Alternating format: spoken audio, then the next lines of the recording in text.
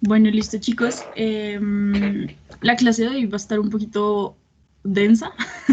Hoy vamos a ver todo lo que tiene que ver con una buena parte de la antigüedad clásica. Entonces, pues vamos a ver muchísimo tema. Entonces les recomiendo que estén súper atentos. Eh, que estén pendientes en el chat lanzando las preguntas, todo. También no sé si va a ser necesario, ustedes me dirán si hacemos como una monitoría para profundizar en alguno de estos temas, porque no sé si de pronto va a ser demasiado tema para hoy. Entonces si hace falta profundizar en algo, pues ustedes me dirán y sacamos una monitoría para aclarar de pronto algunas cositas, bueno. Eh,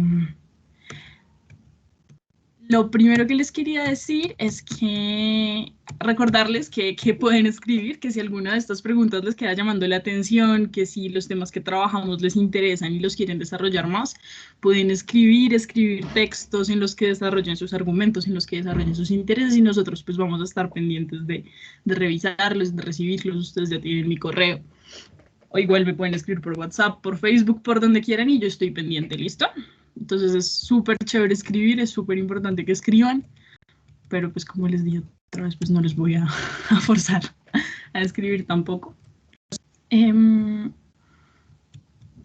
para la clase de hoy les voy a dar una tarea.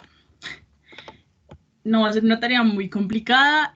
Lo que van a tener que hacer es como algún tipo de cuadro mental, de esquema, de esquema conceptual, lo que ustedes quieran que puedan plasmar en una hoja en el que desarrollen al menos alguno de los tres grandes temas que vamos a ver hoy. Esto me parece súper importante porque yo hoy les voy a contar muchísimas cosas, o sea, hoy vamos a hablar de muchas cosas, y si ustedes no lo profundizan de alguna manera, si no lo estructuran de forma que lo recuerden, pues lo más probable es que les pase derecho, y pues esa no es la idea. Entonces sí les recomiendo mucho que pues hagan esta tarea. Van a tener plazo hasta la próxima clase, hasta antecitos de la próxima clase nos la pueden enviar. Yo voy a dejar habilitada acá en Teams una carpeta para que lo suban y listo. Y si alguien tiene problemas para subirlo a la carpeta de Teams, pues me cuentan. Dime.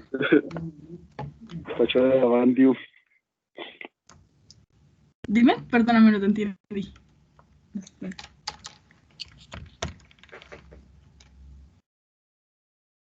Cuéntame.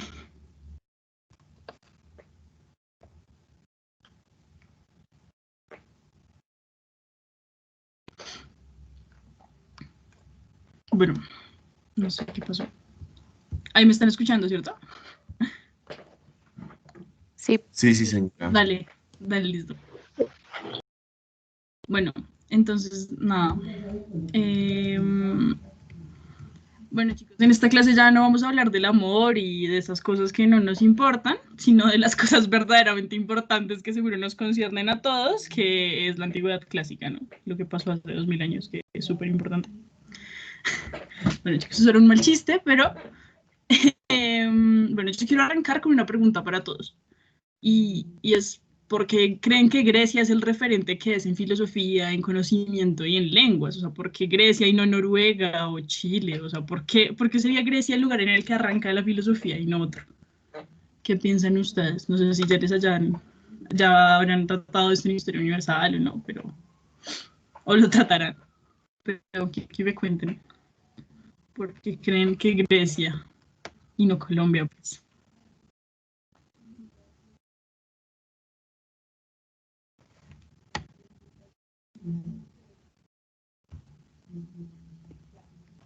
Algo de lo que decían las lecturas era que Grecia, bueno, más o menos por esa parte, fue como de las primeras potencias, ¿no? De las primeras que comenzaron a coger terreno, a tener como ideologías diferentes de distintas culturas y comenzó a tener como mucho crecimiento. Sí, sí. Sí, allí se conocen a los primeros filósofos, también es cierto. Gracias. Bueno, a mí me contaba un profesor cuando yo inicié a estudiar filosofía que justamente lo que pasa en Grecia es que pues es un lugar como como ideal geográficamente, ¿no? Entonces Grecia tiene mucha facilidad para comerciar, para establecer contacto con otros, y el contacto con otros, pues, aunque sea, pues, principalmente comercial, involucra como compartir ideas, ¿no? Entonces, este profesor nos decía que gracias a eso, pues, quizá Grecia tuvo como tanta comunicación y tanta distribución de saber que pues, por eso tuvo la facilidad de adquirir como estos conocimientos y arrancar con los primeros filósofos de allí, desde allí, además pues de que su sistema político era democrático, entonces, entonces pues tenían la libertad de decir lo que pensaban, de discutir lo que pensaban, etcétera. Entonces, pues bueno, estas podrían ser algunas razones.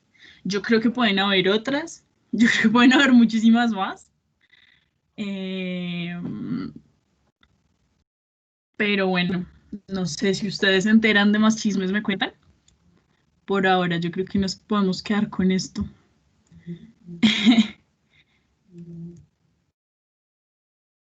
Y bueno, eso también lo verán mejor un poquito con los tutores de historia. No les voy a poner la presentación de hoy. Sí. Listo. Entonces, bueno.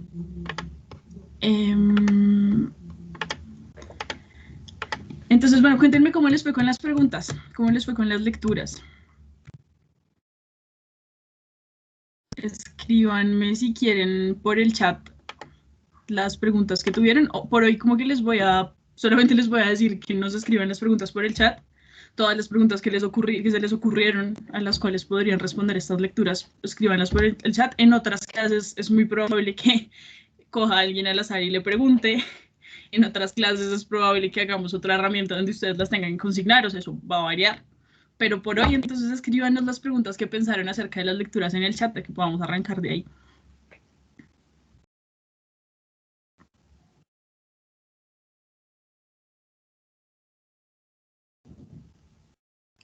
O si les costó extraer preguntas, también cuéntenos.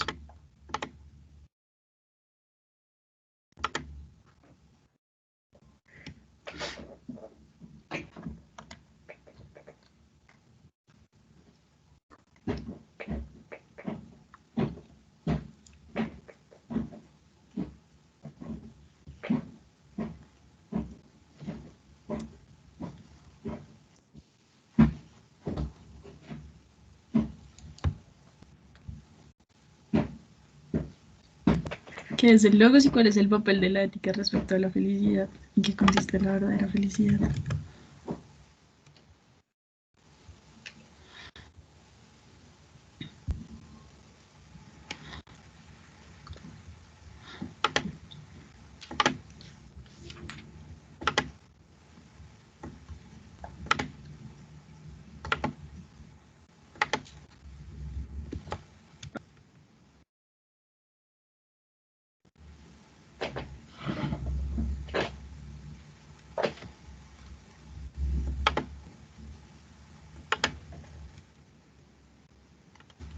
Súper.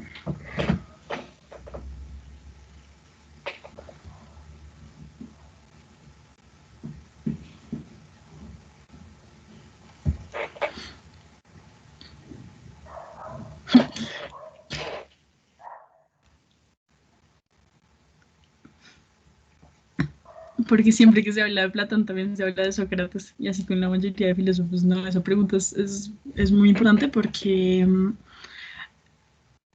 bueno, lo que pasa es que ahorita les cuento mejor el chisme de Sócrates, pero pues Platón fue discípulo de Sócrates. Entonces las cosas que aprende Platón las aprende un poco a partir de Sócrates, luego como que lo supera. Y lo mismo va a pasar con Aristóteles, y luego en la Edad Media va a haber unas escuelas que van a tomar un montón las ideas de Platón, otras que van a tomar un montón las ideas de Aristóteles. Y luego, desde la filosofía medieval, también va a haber unos autores que van a recoger cosas de unos y de otros. De hecho, Aristóteles yo creo que es uno de los autores que más se ha trabajado. Bueno, Platón también, pero yo creo que Aristóteles ha tenido bastante más influencia como en nuestro pensamiento, etcétera. Entonces esa sería la respuesta. Bueno, sigan escribiendo ahí sus preguntas por el chat. Yo creo que están tratando cosas como muy bonitas. Me gusta mucho. Y bueno, entonces, las preguntas que yo planteé para la clase de hoy son, en general, estas dos preguntas que yo creo que van a trascender por toda la filosofía antigua. La primera es si existe un principio regulador del universo, ya les voy a contar de qué trata esa vaina. Y la segunda es cómo carajos vivir una vida feliz. Esa va a ser muy, muy importante. Va a ser en serio fundamental en la filosofía antigua y ustedes ya lo notaron, entonces me parece fantástico. Me parece fantástico, fantástico.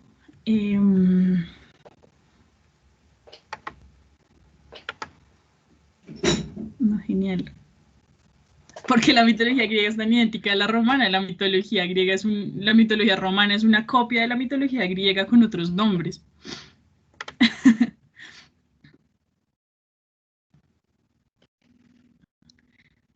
Esto... Sí, total. Sí, es un plagio, parce.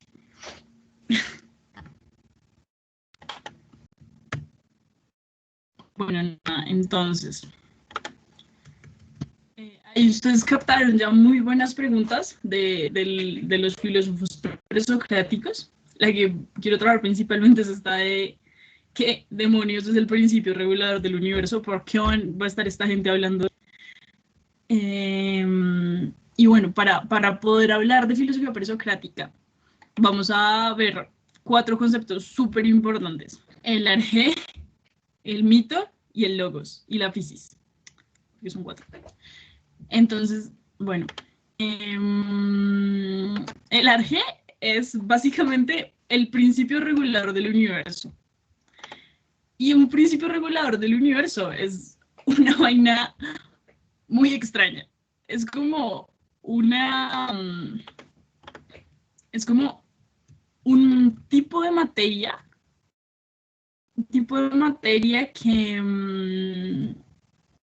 que está como en todo o que produce todo. No estamos, o sea, podemos tomar las dos acepciones del término, o sea, podemos entender a G como el principio regulador del universo, que es como un material que está en todas partes, que produce todas las cosas, o un material que las genera, ¿no? O sea, como a partir de ese es que se devuelve todo, o sea, como la causa primerísima de todas las cosas.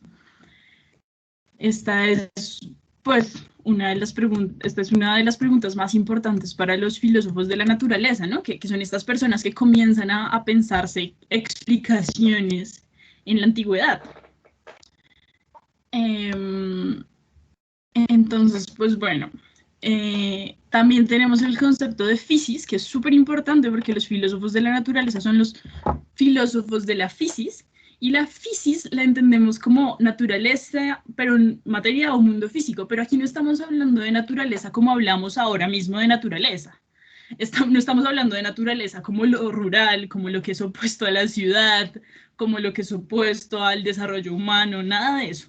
Aquí cuando hablamos de naturaleza estamos hablando de un mundo material y de un mundo físico al que podemos acceder, ¿no? O sea, los árboles que los podemos tocar, las cosas que están como ahí, que son cosas, ¿no? O sea, que no se extrapolan a conceptos complicados, ¿no? O sea, las cosas que podemos tocar y todas estas cosas van a tener como una unidad material.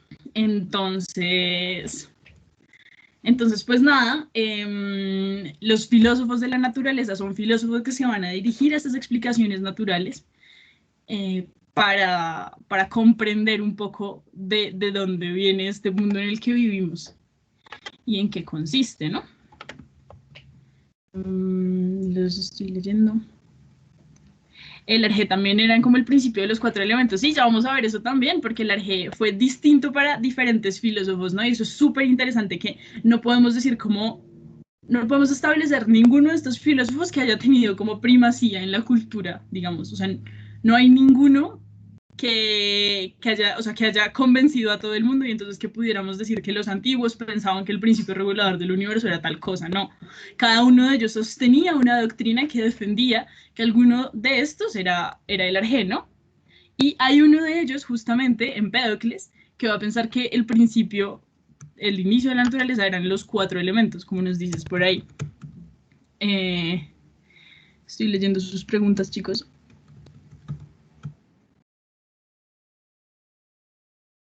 Listo, súper. ¿En qué consiste la verdad de la felicidad? Si esto es de la ley. Ay, no sé. Bueno, no importa.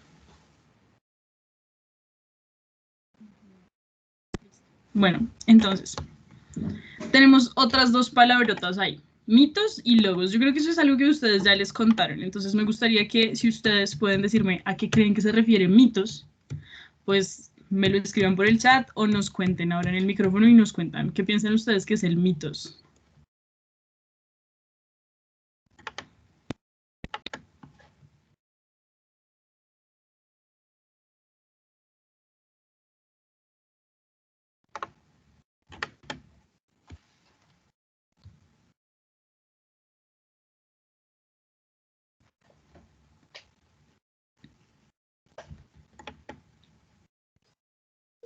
Yo creo que el mito es como un intento de explicación al origen de algo. Sí, totalmente. Totalmente, totalmente.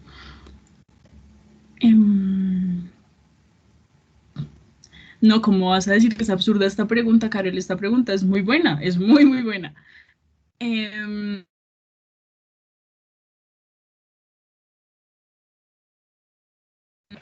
Y esa pregunta, ¿se puede decir que el famoso Hakuna Matata de la película del Rey León se relaciona con la filosofía cínica respecto a la importancia que se le brinda a las diferentes cosas del entorno?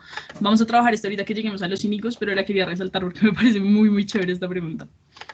Bueno, como nos decías ahorita, el mitos es un tipo de explicación, consiste en un tipo de explicación que le damos a las cosas para saber cómo se originan, ¿no? Y yo creo que ustedes ya lo saben y la mitología griega es súper amplia y tiene un montón de dioses y un montón de explicaciones acerca de cómo son las cosas, de cómo se generan, de quién las crea, de quién las regula, todo esto está en el mitos. Y acerca de cómo entendemos mito hoy en día, ¿ustedes qué me podrían decir?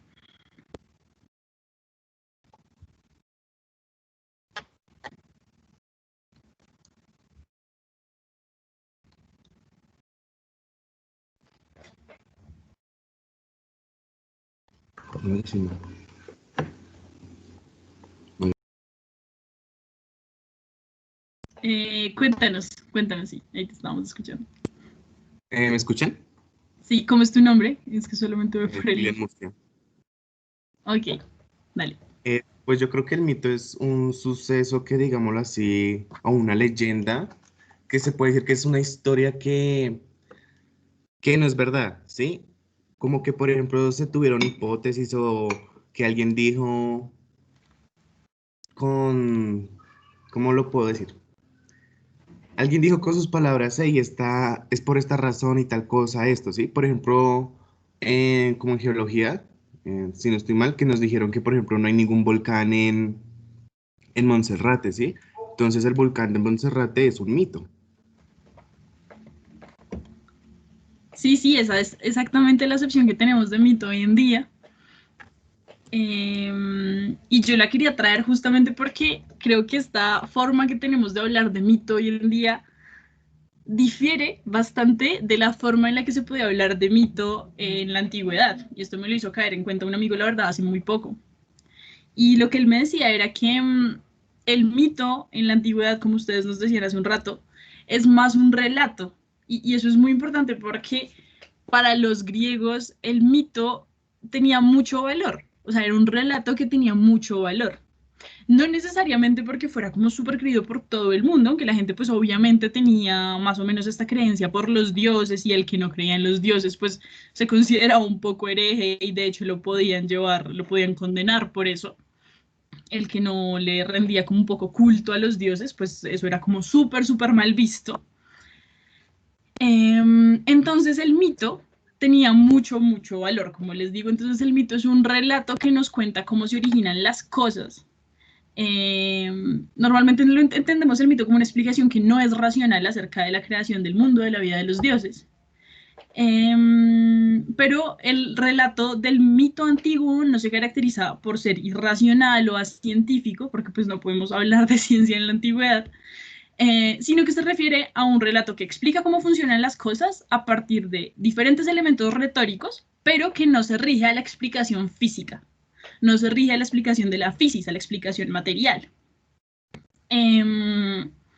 Puede hablar de héroes, de dioses, pues que eran los principales temas como de todo el teatro griego. Pero no vamos a encontrar en los mitos un tratado filosófico al estilo de Aristóteles, ¿no? Y eso es muy importante. El mito se puede referir a las epopeyas de esa época. Sí, totalmente, totalmente. Cuéntanos, Brian. Sí, o sea, anteriormente te había preguntado, que lo acabas de decir, que si las epopeyas, el mito eran las epopeyas de aquella época, ¿no? Entonces podemos decir que, y ya que tú nos dices que el mito era, por decirlo así, entre comillas, como un invento irracional de las personas hacia unas personas o hacia unos dioses, podemos decir que hoy en día el mito contemporáneo es la Biblia, ya que al parecer pues es una epopeya más. O sea, yo la he leído y he leído mitología griega, es una epopeya más. Sí, la forma que son escritas son, por no decir así, idénticas. Sí, la verdad es que ahora como que vemos el relato casi que como el relato mitológico casi que como un cuento, ¿no? Pero yo creo que no podemos perder de vista tampoco de que sigue siendo un relato explicativo para muchas comunidades, ¿no? Y que si no tiene valor quizás tiene mucho que ver con la hegemonía de la ciencia, ¿no? Entonces, pero siguen habiendo, por ejemplo, los mapuches han tratado de vincular sus relatos mitológicos de ponerlos a dialogar con la geología. Eso es súper importante porque es que esas explicaciones tienen mucho valor para muchas personas, aunque nosotros terminemos considerándolas como lo que no es cierto, como lo que no es racional, etcétera. Pues hay personas que están todavía, pues, resaltando y valorando pues estas construcciones que tienen acerca de cómo sucedió el origen. De hecho, si quieren revisar los relatos mapuches sobre la creación, a mí me parecen súper bonitos, súper bonitos, súper interesantes, y se están poniendo en diálogo también con otras cosas, digamos que más científicas, que es a lo que más le rendimos culto y valor nosotros en esta época, ¿no? Bueno, tenemos otro concepto, el logos. El logos es un concepto súper complejo porque tiene muchas traducciones. Entonces, por logos podemos entender razón, por logos podemos entender pensamiento, podemos entender palabra, habla, inteligencia, sentido, argumentación, discurso. Entonces, como que el logos se usaba en la antigüedad para referirse a todas estas cosas, y la verdad es que normalmente es como difícil de caracterizar en una sola de ellas. Pero lo que es importante y con lo que yo creo que nos podemos quedar principalmente es con que hay un momento en el que se considera crítico para los estudios de la filosofía, y es el paso del mito al logos. Entonces, los filósofos de la naturaleza empezaron a pensar en explicaciones racionales y físicas para el origen, la creación, cómo funcionan las cosas, todo eso. Sin embargo, yo estoy segura y estoy convencida de que es un paso que nunca vamos a terminar de dar. O sea, el paso del mito al logos es un paso que se considera que se dio en la antigüedad y que ya pasó, pero yo estoy segura de que es un paso que no terminamos de dar. O sea, seguimos buscando explicaciones mitológicas, las hipótesis siguen siendo algún tipo de explicación o de relato mitológico que luego se fundamenta, se relaciona, ¿no? Pero yo creo que es un paso que nunca vamos a terminar de dar. Yo creo que es un mito que, que terminamos de dar ese paso. Pero bueno, con lo que ustedes tienen que quedarse es que los filósofos de la naturaleza pudieron dar ese paso del mito al logos, y que ahí es el punto como de nacimiento de la filosofía, o sea, como si hubiese habido un quiebre en este momento. Brian, cuéntanos. Dale, qué pena por interrumpir tanto, es que creo que me No te confundí preocupes, con no me algo. parece maravilloso. Me parece maravilloso.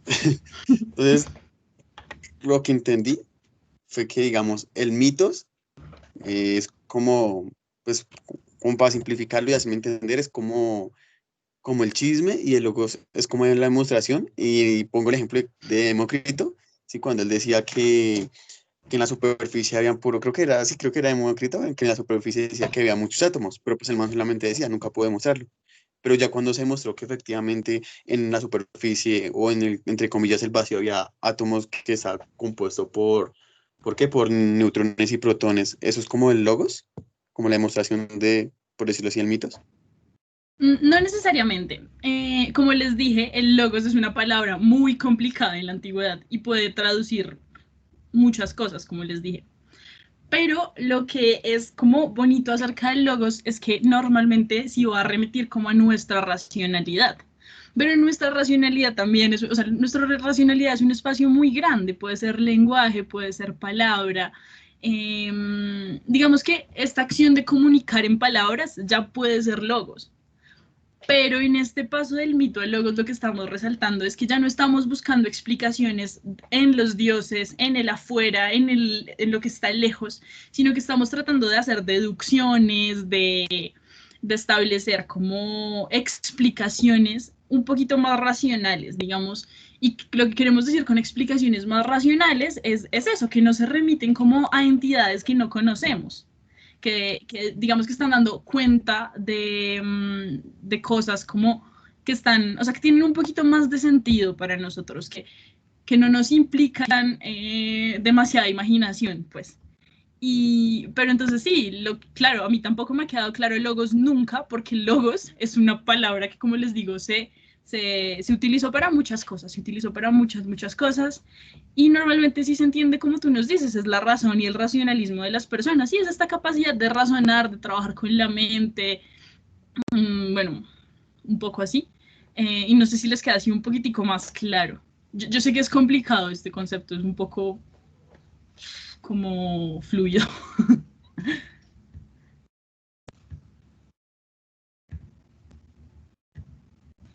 Listo.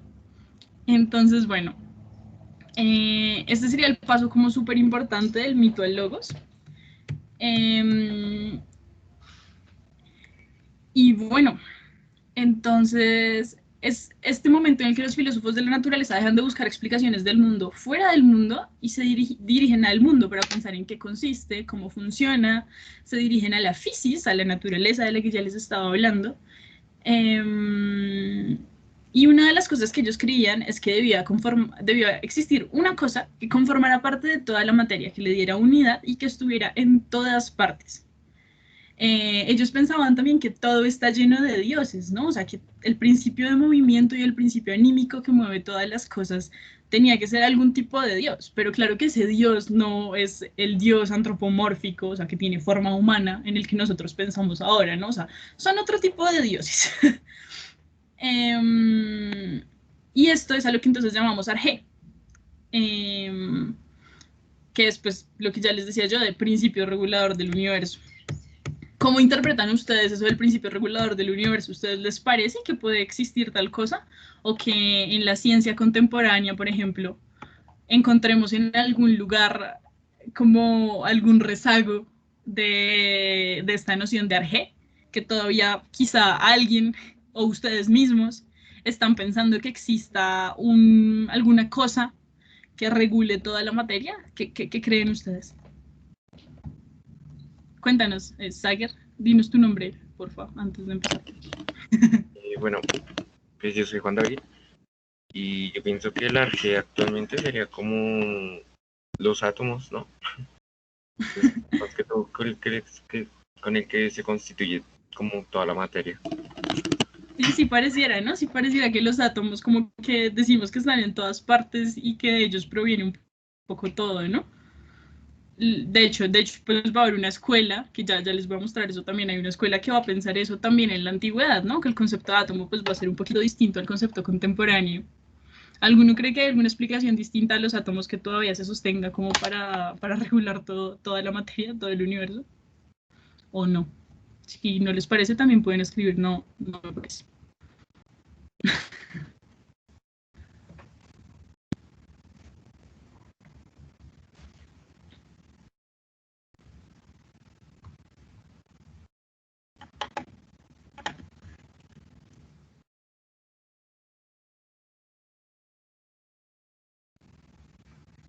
Bueno, tenemos un montón de filósofos presocráticos, pues. Un montón. Les voy a mostrar como los más reconocidos. Y tenemos una tabla en la que están de un lado los filósofos y del otro lado, pues, sus arjés. Les voy a ir contando como de cada uno de ellos. Y ellos pues van a estar tratando de responder a esta pregunta a la que nos referíamos, a las que nos referíamos ahorita, que ustedes me mostraban en el chat, ¿no? Bueno, varias de esas preguntas, al menos.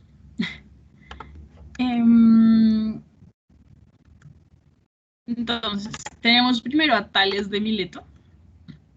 Y Tales de Mileto y los filósofos de Mileto pues son unos personajes, porque Aristóteles va a decir que ellos son los primeros filósofos. O sea, es Aristóteles el que dice, este man es el primer filósofo que existió. Y es muy particular porque tiene mucho que ver con esto que hablábamos ahorita del comercio y de la distribución de ideas y del saber en este momento. Porque parece que Tales, como los pitagóricos, estudian en Mesopotamia y traen un montón de saberes egipcios. Y entonces allí es que está esta tradición de que los objetos tienen alma y de que todos en la medida en la que se mueven tienen alma. Entonces hay este principio de movimiento del cuerpo, o sea, todo lo que se mueve tiene alma y eso es muy importante, ¿no? Porque el alma no es esta acepción contemporánea, o bueno, no sé qué tan contemporánea sea, de esta cosa espiritual como que se queda cuando nos morimos. No, lo que tiene alma es lo que tiene movimiento. Y eso es como súper interesante, me parece a mí. Y para Tales, entonces, todo proviene o todo está hecho del agua. No estamos seguros si Tales va a decir que todo proviene del agua o que todo está hecho de agua, ¿no? Esa es una diferencia como significativa. Entonces lo que dice Tales parece ser sobre todo que todo surge del agua, que la vida proviene del agua, como el agua es el primer origen de todo. Alguno de ustedes me preguntaba en la clase pasada para su tarea de biología, pues qué es la vida. Y Tales nos estaría respondiendo a esto, diciéndonos que la vida es posible gracias al agua, por y gracias al agua. Entonces, si seguimos esta idea de Tales, estaríamos convencidos de que la vida tiene que ver principalmente con el agua, ¿no?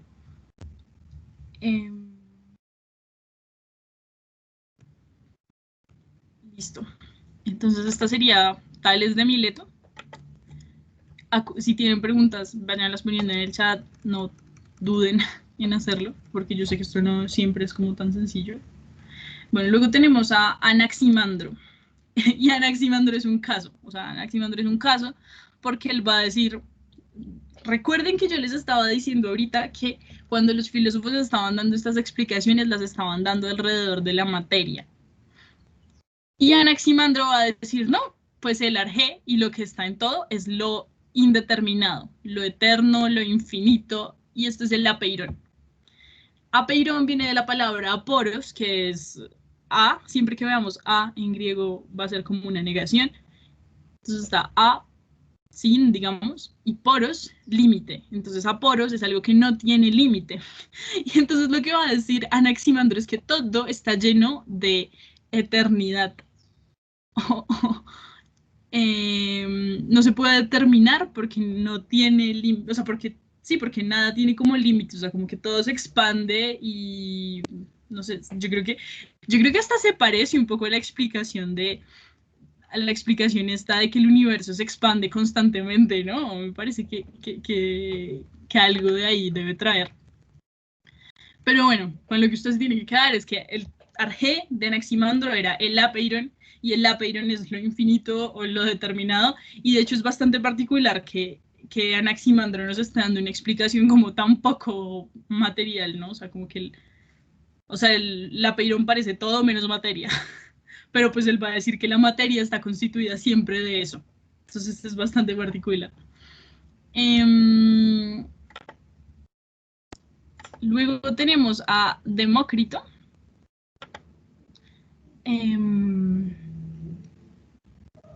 A Demócrito. Y bueno, yo se los estoy diciendo en desorden, perdón. Bueno, voy a hablarles primero entonces de Anaxímedes, para que no nos confundamos. Anaxímedes decía que el aire es este arjé, ¿no? Es este primer modelo teórico que nos permite hablar de procesos físicos, ¿no? O sea, como los procesos de condensación, el aire que se condensa en agua o se convierte en sólido, y la rarefacción, el aire que se dilata y se convierte en fuego, en energía.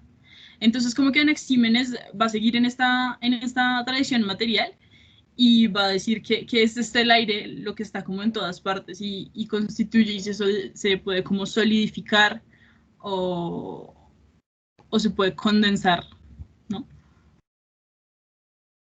Luego tenemos a Demócrito. Demócrito es justamente un atomista, ¿no? Ahorita nos estaban contando del atomismo y alguien nos preguntaba sobre el atomismo.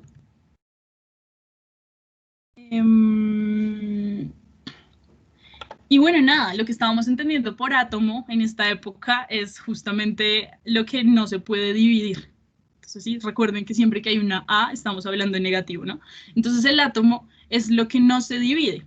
Ahora ya como que parece que contemporáneamente, pues digamos que nos dimos cuenta un poco de que los átomos quizás sí tenían partes, ¿no? Pero en este momento cuando hablábamos de átomos no estábamos hablando de los átomos como los entendemos ahora, sino que el átomo era esa cosa, o sea, ese principio, no importa qué sea, no importa cómo sea, pero es esa cosa que es tan pequeña que no se puede dividir. Y bueno, los atomistas también van a tener una concepción del mundo como muy materialista, como muy mecanicista, o sea, que el mundo como que se rige un poco por leyes mecánicas, es lo que entendemos como por mecanicismo ahora. Lo que ellos van a pensar es que todo está determinado como causalmente, o sea, una causa lleva a un efecto, ese efecto lleva a otra causa, y eso va a ser como muy común en muchos filósofos, la verdad. Cuéntanos, Brian. Perdón, otra vez. Entonces podemos decir que Anaxímenes y Demócrito prácticamente decían, pues hoy en día podemos concluir que para ellos el Arge es lo mismo, ¿no? Anaxímenes es el aire y Demócrito es el átomo, y pues el aire está lleno de átomos, ¿no? Entonces pues podemos decir hoy en día que es lo mismo, ¿no? Sí, sí, sí.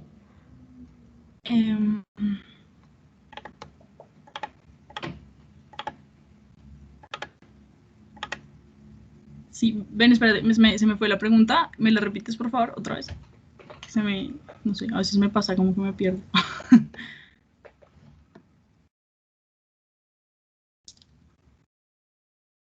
Brian, por favor. Qué pena. Entonces podemos concluir hoy en día que lo que decía Demócrito y Anaxímenes es lo mismo, ¿no? Hoy en día, pues obviamente en esa época, ¿no? Pero hoy en día. Pues Pues no es un sé. punto filosófico, ¿no? Que supongo que químico es lo mismo, ¿no? Porque pues el aire está lleno de átomos, pues que serían átomos de oxígeno, de Ok. dos. Sí, pues esa explicación es viable, pero recuerda que en este momento, o sea, digamos que para él todo estaría hecho de átomos, o sea, todo, o sea, el aire estaría igual de hecho de átomos que el árbol. Ah, Entonces, como que lo que es importante es esa partícula que es tan pequeña que no se puede dividir y constituye lo que pensamos que es el átomo, ¿no? Lo que él pensaba que era el átomo. Pero no importa, o sea, porque digamos que lo que es normal es que todo esté hecho de átomos o que todo venga de los átomos, pues. Entonces como que no importa si es el aire o es un árbol, ¿no? Pero lo que sí se mantiene es, como decíamos ahorita, es esta explicación de que parece que de que en todo hay átomos. Y yo creo que eso es bastante particular porque lo traemos desde hace tiempo, desde que no podíamos ver los átomos, bueno, todavía no sé si los podemos ver, de hecho, pero no podíamos ver cosas tan pequeñas, o sea, no teníamos el microscopio, eso es súper importante, ¿no? O sea, este más estaba pensándose en partículas indivisibles súper pequeñas y el microscopio todavía no estaba ni pensado. Entonces sí, sería un poco por ese lado. Bueno, luego entonces tenemos a los pitagóricos. Y los pitagóricos también son muy curiosos porque también me contaba un amigo hace poco que Pitágoras parece como un relato, o sea, Pitágoras no escribió nada, no se tiene ningún registro escrito, incluso hay unas explicaciones que lo muestran a él como un héroe o como un semidios. Entonces es como súper curioso, ¿no? O sea, no sabemos quién carajos fue Pitágoras, pero sí sabemos que hay una escuela que fueron los pitagóricos. Y ellos decían que el principio de lo cual todo se desprende son los números. Y acuérdense que, como les venía diciendo, las explicaciones de los presocráticos están basadas en la materia. Entonces, los números para esta gente eran materiales, y eso es muy extraña. Entonces, el número está asociado a una sola cosa, a una noción material de número.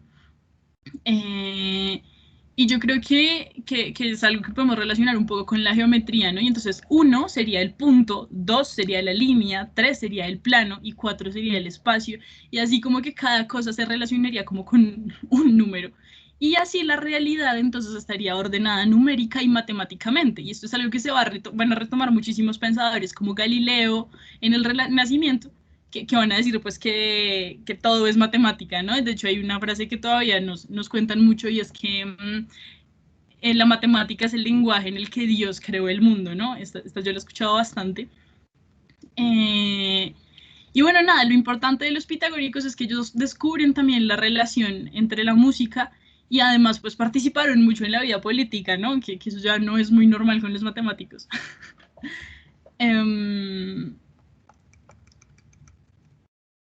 Estoy leyéndole sus preguntas. Sí, el apeirón es lo indeterminado, lo eterno, lo que no tiene límites.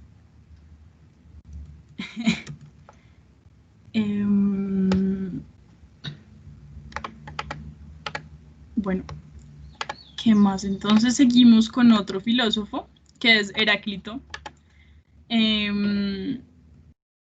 Heráclito nos empezó a hablar del fuego. Y con el fuego se nos trajo un concepto que es además de cambio. Entonces el fuego es cambio, es devenir. Y bueno, de Heráclito tenemos bastante más información,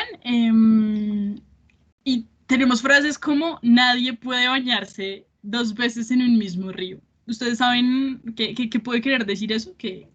¿A qué nos referimos con que nadie puede bañarse 2 veces en un mismo río? Cuéntanos. Pues para mí, o lo que quiere decir es que pues como pues todos sabemos, los ríos siempre están en constante movimiento, ¿sí? Entonces, digámoslo así, una vez nosotros nos metamos, el simple hecho de ya estar ahí adentro, nos estamos bañando con distinta agua, ¿sí? O sea, distintos movimientos que están pasando, distintos átomos, distintas cosas. Y por el hecho de salir y volverse a meter en el mismo lugar que uno piensa que es el mismo lugar, nunca va a ser el mismo lugar, ya que pues siempre va a estar en constante movimiento. Sí, esta es un poco la idea que entendemos de eso justamente, ¿no? O sea, que nadie puede bañarse pues 2 veces en el mismo río porque hay como un fluido y un cambio. Y a pesar de que le demos al río el mismo nombre, pues como que en la medida que cambia, ya no es el mismo río, ya no está hecho de lo mismo, pues. Esto es bastante particular, les voy a contar algo como muy curioso sobre Heráclito que también me contaron hace poco, pero igual, o sea, lo que ustedes tienen que recordar es que con Heráclito estamos pensando un poco en el cambio y en el fuego, pero entonces parece que todo esto lo justificaba con algo que es como la unidad de los contrarios. Y es que los opuestos como que se unen.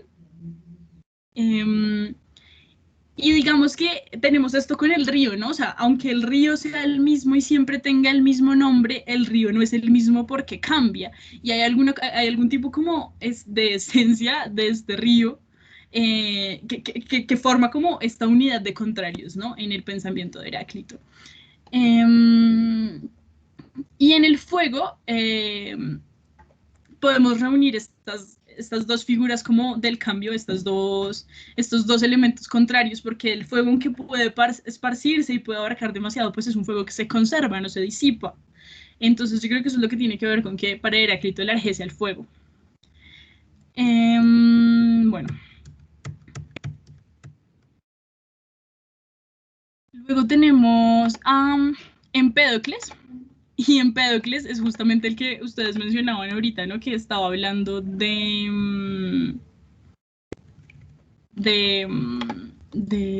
los 4 elementos, ¿no? De los 4 elementos clásicos que nosotros conocemos: fuego, tierra, aire y agua. Y entonces Empédocles estaba hablándonos de como un principio de generación y de destrucción, y es muy chistoso porque él va a decir que que hay un principio que reúne, que es el amor, y un principio que separa, que es el odio. Pero no estamos hablando solamente de personas, ¿no? O sea, como a ustedes los une el amor y los separa el odio, no, no se trata de eso, sino que lo que está diciéndonos Empédocles es como que hay una cosa que es el amor que está en toda la materia y la une, y el odio es esta cosa que la separa, pero no tiene nada que ver con sentimientos, pues. Entonces, bueno, no sé. ¿Ustedes cuál elemento serían? No sé, cuéntenme. ¿Con cuál elemento se identifican?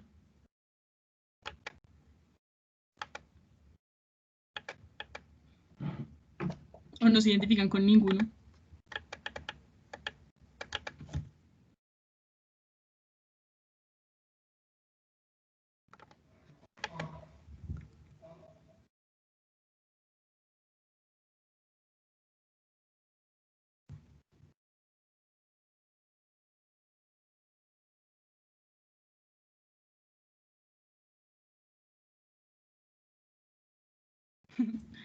Fuego. Con la nación del fuego. Bueno, súper. Bueno, listo. Y luego tenemos a otro señor que es Parménides. Y con Parménides esto es súper extraño. Si les soy sincera, esto es súper extraño con Parménides. El radio, porque soy muy tóxico.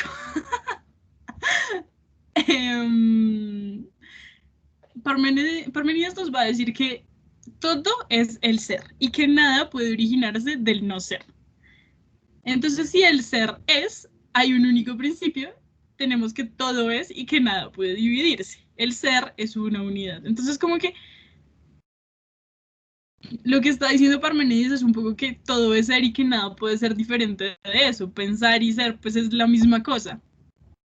Pero bueno, yo siento que esto es como bastante extraño, bastante abstracto.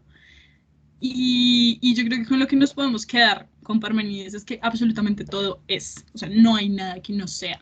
Y yo creo que eso es hasta intuitivo, ¿no? Creo que podemos estar todos de acuerdo, como decirle, vale, Parménides, lo hiciste muy bien, todo es. Yo también podría ser filósofo.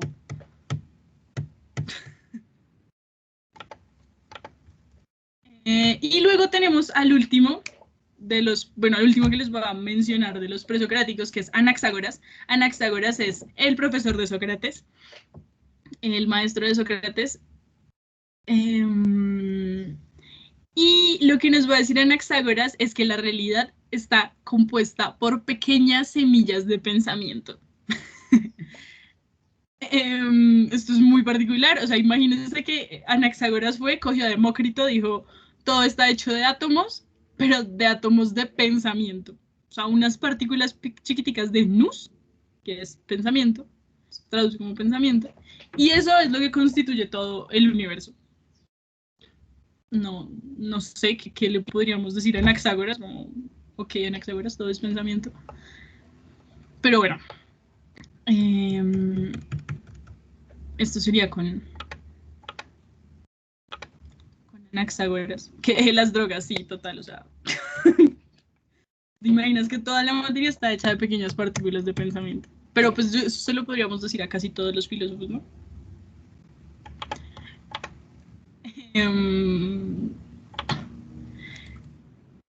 Pasemos a otro filósofo sobre el que ustedes me hicieron ya un montón de preguntas.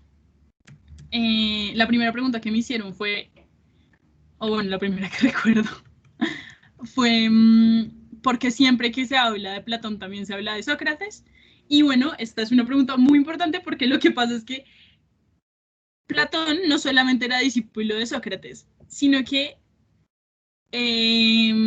Platón nos dejó todo lo que sabemos de Sócrates, porque Sócrates era un man que estaba convencido de que el pensamiento y el conocimiento y la virtud como que son lecciones que se distribuyen de forma oral. Entonces este man no escribió nada. Este man no nos dejó nada escrito y pues uno puede pensar que hasta es un invento, ¿no? O sea, como el amigo imaginario de Platón, pues. Sin embargo, pues hay otro man que se llama Jenofonte, y este man como que también nos dejó algunos registros chiquiticos de Sócrates. Sin embargo, el Sócrates del que vamos a hablar ahorita va a ser el Sócrates de Platón, ¿no? El Sócrates que vemos en los diálogos platónicos. Estoy leyendo otra vez sus preguntas.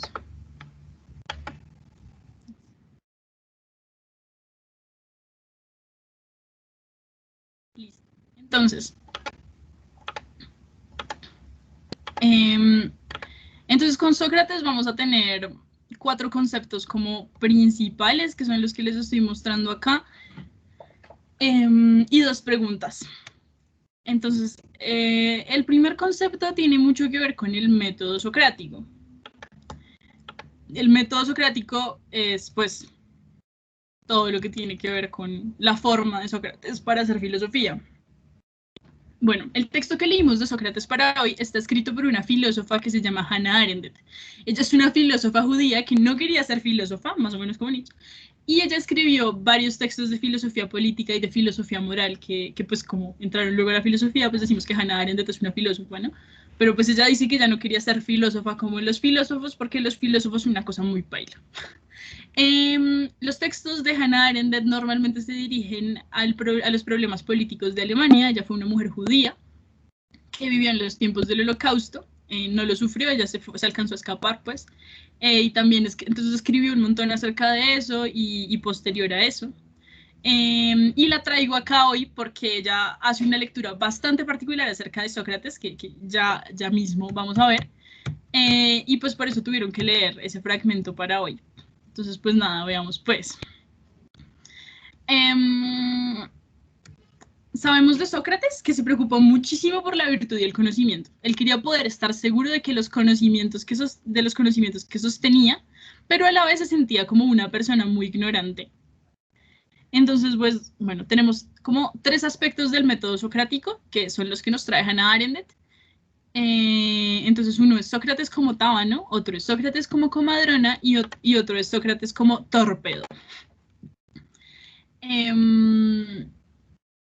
Perdónenme, cuando me pauro así es porque trato de leer sus preguntas, pero como que se me van a la primera pregunta y me toca volver a bajar, y esto me ha pasado ya como 500 veces en esta clase, entonces por eso me distraigo.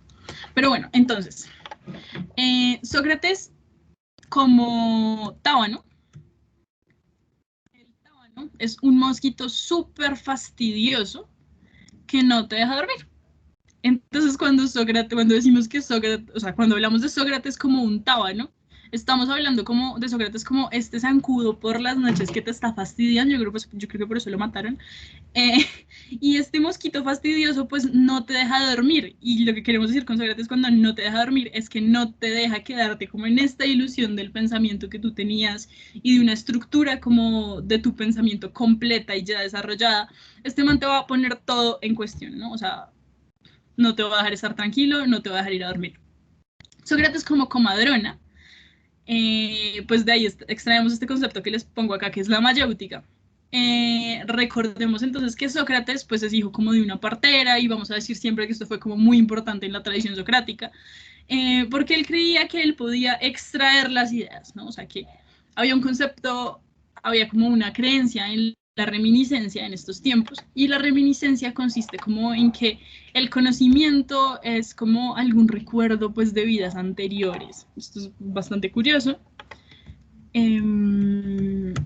Entonces pues con Sócrates tenemos un poco eso. Tenemos esta idea de que podemos conocer, o sea, de como que si todo el conocimiento ya lo tuviéramos dentro, y entonces lo que tenemos es que que sacarlo, o sea, que hacerlo salir.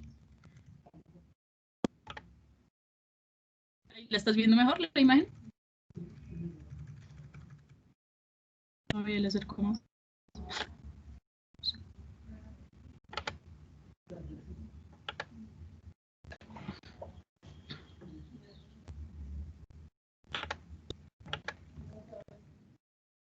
Bueno, entonces, el método socrático consistía en esta vaina como de estarle haciendo preguntas a la gente y y el man estaba convencido de que la gente iba a llegar a la verdad por sí misma después como de un estudio riguroso, pues. Entonces lo que él hace en los diálogos, y yo no sé si alguno de ustedes haya leído alguna vez algún extracto de un diálogo de Platón, de Platón, sí, pues de Sócrates, de Platón.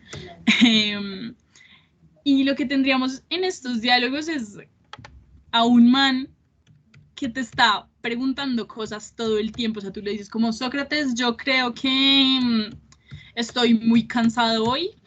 Y el man te respondía como, pero ¿qué es estar cansado? Y entonces tú le decías, no, pues yo creo que estar cansado es esto y esto. Y entonces el man te dice como, pero ¿estás seguro? Porque estar cansado podría significar esta otra cosa. Y entonces el man empieza ahí a hacerte preguntas y te hace llegar a una conclusión, ¿no? Entonces tú dices como, uy, no, sí, es que estar cansado es definitivamente tal cosa, tal cosa, tal cosa. Y luego el man te la daña toda, o sea, te vuelve a hacer otra vez preguntas hasta que esa decisión que habías tomado acerca de lo que podía ser estar cansado, como que ya no tiene ningún sentido. Entonces, sí, tú nos cuentas ahí que te leíste un pedazo de la Apología. Bueno, la Apología es un texto como más particular porque en la Apología pues Sócrates está defendiendo, entonces no es como tan preguntón. Pero normalmente en los otros textos de Platón lo que vamos a tener es un Sócrates súper preguntón, súper fastidioso, que no te deja como confiar en ti mismo nunca. Y entonces por eso es que hablamos de Sócrates como torpedo. El torpedo es un pez que paraliza al que toca. Entonces en un diálogo le dicen a Sócrates como, Sócrates, me has dejado con una madeja de confusiones. Y pues nada, o sea, lo que pasa es que las aporías a las que llega Sócrates, o sea, esto es como caminos sin salida, porque después de que tú has hecho toda una destrucción de un argumento, pues como que ya te quedas sin nada más que decir. Entonces pues como que te detienes, o sea, ya no sabes qué hacer. Y ese Sócrates como torpedo, o sea, Sócrates como que te detiene y ya no puedes actuar, ya no puedes hacer nada, o sea, es como exactamente así. Entonces, bueno, Sócrates estaba convencido de que era necesario que no admitiéramos que sabíamos lo que en realidad no sabemos. Por eso les mandé aquí esta pregunta de solo sé que nada sé. Solo sé que nada sé es una frase que Sócrates nunca dijo, pero que todos se la atribuimos, porque quizás sí podría resumir un poco como toda esta doctrina filosófica de Sócrates. Entonces, pues nada, les voy a contar pues una historia. Y es que es la que él cuenta en la Apología, si no me equivoco. Y es que nada, o sea, este man un día llega Querofonte, y le pregunta, se va al oráculo y le pregunta al oráculo quién es el más sabio de Atenas. No sabemos cómo, porque el oráculo nunca va a dar respuestas claras, pero la cosa es que el oráculo le dice, parce, el más sabio de Atenas es Sócrates. Y entonces este man llega y le dice como, oiga, usted es el hombre más sabio de Atenas. Y Sócrates le dice como, ¿qué? O sea, ¿yo qué voy a ser el hombre más sabio de Atenas? O sea, Sócrates es un man que nace en un barrio como humilde y luego se dedica a hablar con los jóvenes y a distribuir su conocimiento y todo eso, a preguntarles cosas, pero Sócrates nunca como que afirma, bueno, rara vez afirma como una doctrina. Entonces él va a decir, pero, o sea, ¿cómo demonios me vas a decir que yo soy el hombre más sabio de Atenas? Hay un montón de gente más sabia, pero lo que pasa es que Sócrates no puede contradecir al oráculo, porque eso es pues como herejía, ¿no? O sea, sí, pues, ¿qué más quieren que les diga? No puede contradecir a Dios, ¿no? O sea, ¿cómo contradecir a Dios en la Edad Media, ¿no? O sea, él tiene que estar de acuerdo con el oráculo. Entonces él se pone en esta tarea de entender por qué el oráculo dijo lo que dijo. Y entonces se va a hablar con sofistas, con poetas, con todo el mundo se va a hablar este man. Y entonces de lo que se termina dando cuenta es que él es el hombre más sabio de Atenas, porque él es el único que sabe que no sabe. Entonces él dice, tenemos una tradición de un montón de manes súper ilusos que creen que saben todo, o sea, que se creen unos tesos en el conocimiento de la virtud, que se creen unos tesos en todo. Y cuando yo llego a hablar con ellos, nunca me pueden sostener nada, siempre entran en contradicción. Entonces, como esta gente siempre entra en contradicción, lo que yo puedo extraer es que esta gente no sabe nada.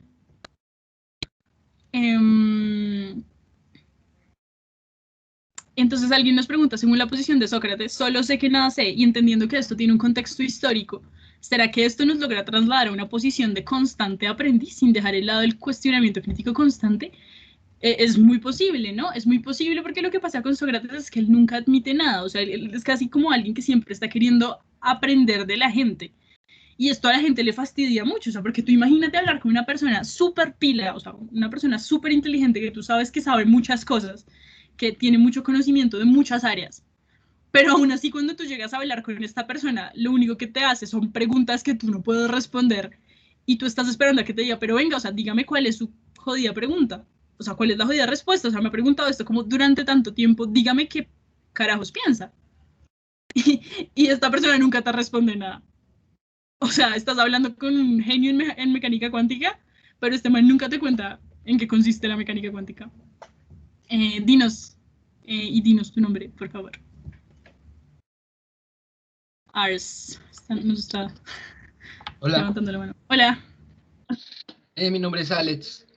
Hola, Yo, Alex. o sea, según lo que tú dices, o sea, una persona que, por ejemplo, se considera sabia, pero que es radical, automáticamente deja de seguir buscando o teniendo más inquietudes sobre cualquier otra cosa por por radicalizarse solo en la idea o en lo que conoce o sabe, ¿no?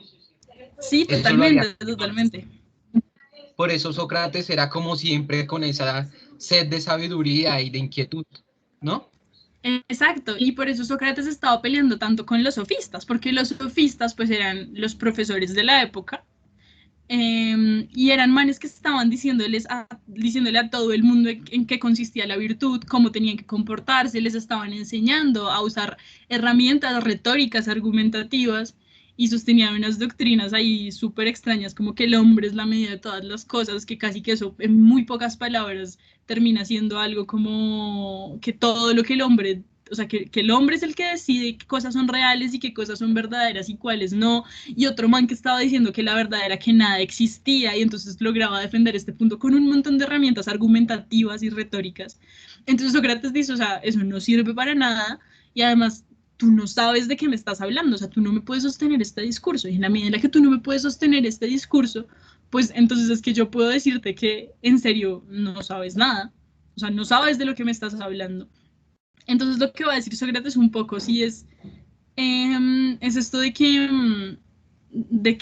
uno afirma que sabe cosas que no sabe y que además esté tan convencido, ¿no? Y entonces como está tan convencido, pues no le interesa saber más. Esto es algo que yo creo que se va a ver mucho más ahorita en los escépticos, lo que tú nos decías, Alex, de la investigación constante y es súper bonito.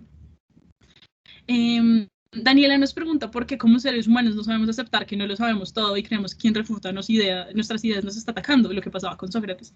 Claro, totalmente, o sea, un poco lo que pasa con Sócrates es que Sócrates les está preguntando cosas a la gente como para saber si saben las cosas que dicen que saben. Y se da cuenta de que no, y los hace entrar en contradicción y les dice como, mira, o sea, date cuenta de que entraste en contradicción, quizá no estás tan convencido. Y claro, ellos pensaban que eso era un ataque directo en contra de ellos, ¿no? O sea, era algo como, o sea, como Sócrates nos odia. Y pues no sé cómo hubiera sido de pronto si ellos hubieran creído que Sócrates en realidad los quería ayudar, ¿no? Tampoco sé si Sócrates en serio los quería ayudar, ¿no? O sea, también Sócrates podía ser este man fastidioso que simplemente quería como cagarse en todo el mundo. Pero pues nosotros queremos creer también que Sócrates en serio tenía buenas intenciones y que en serio estaba convencido de que pues esa era la vida que se debía pues vivir, ¿no? Cuéntanos, Alex, otra vez. Qué pena. No te preocupes, no te preocupes. Me encanta que participen. ¿Te acuerdas que, por ejemplo, en la anterior clase tú dijiste que, por ejemplo, qué pena, sí suena feo, pero tú dijiste que en la Academia de Filosofía, ya en la Nacional, todos como que vivían en ese ambiente como hostil de que quién sabe más o quién refuta más a quién? ¿Sería como en sí una forma de ignorancia? Si lo ponemos en términos de Sócrates, sí, o sea, sería como la misma, o sea, como este mismo actuar de los sofistas, ¿no? O sea, Sócrates nos diría como, o sea, esta gente que quiere estar utilizando herramientas retóricas para admitir cosas que no saben, como que, o sea, ¿a qué está jugando? Pero la verdad es que Sócrates en sus textos, o sea, en sus conversaciones también utilizaba muchas herramientas retóricas para joder a la gente. Entonces, uno también podría dudar de Sócrates, ¿no? Entonces, sí, yo creo que para Sócrates esto podría ser como una muestra de fracaso en la filosofía. De hecho, también hay una noción de Sócrates como de fracasar en la filosofía y es como no poder actuar acorde a lo que se piensa, ¿no? Entonces, este filósofo está diciendo un montón de cosas y teorizando un montón de cosas acerca de cómo debe ser el mundo, pero en realidad no actúa como piensa, o sea, eso no tiene ninguna utilidad práctica, pues este man, o sea, como que fracasó, o sea, fracasó en su proyecto filosófico. Estefanía nos dice que ya tiene entendido que él nunca aceptó que era el más sabio por todo el tema de, otra vez se me perdió la pregunta, odio Teams.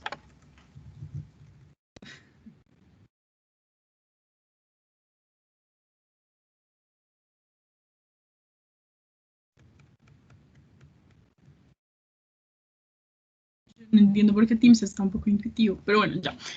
Nunca aceptó que era el más sabio por todo el tema de la experticia. Ningún ser es completamente experto en algo para afirmar que su conocimiento es perfecto. Claro, entonces Sócrates nunca reconoce que él sea sabio en términos de conocimientos como tal. O sea, Sócrates sabía muchas cosas, chicos. O sea, Sócrates manejaba un montón de temas, pero claro, él nunca se sintió como experto en algún tema como para poder sostenerlo sin discusión y sin poder entrar en contradicción, pues. Pero lo que él sí sostenía y lo que sí estaba convencido era de que, a diferencia de esta gente que admitía que sabía cosas que no sabía, él sí podía admitir que no sabía.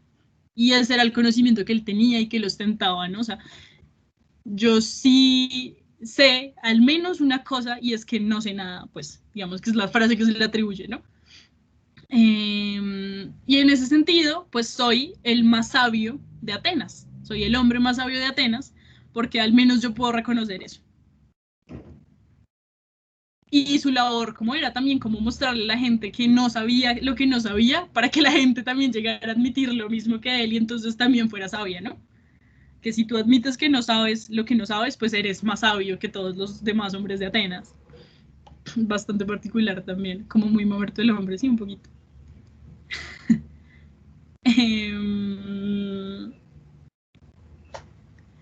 Bueno, entonces,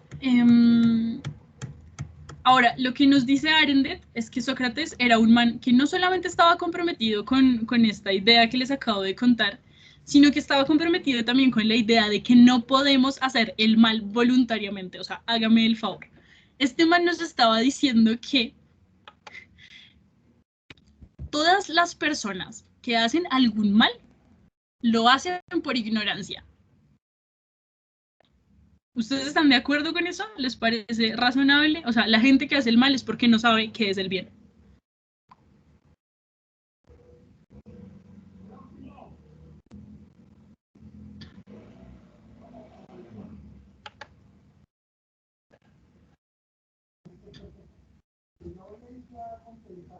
Bueno, les voy a explicar un poquito más a ver si lo entendemos mejor.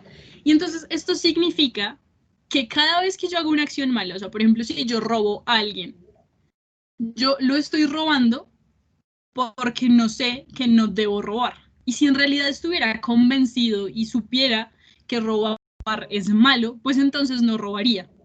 Entonces, en ese sentido, la maldad es una cuestión de ignorancia. O sea, la gente es mala porque no sabe qué es el bien. O sea, imagínense si sostuviéramos esto en la vida, o sea, cómo podemos juzgar a alguien, ¿no?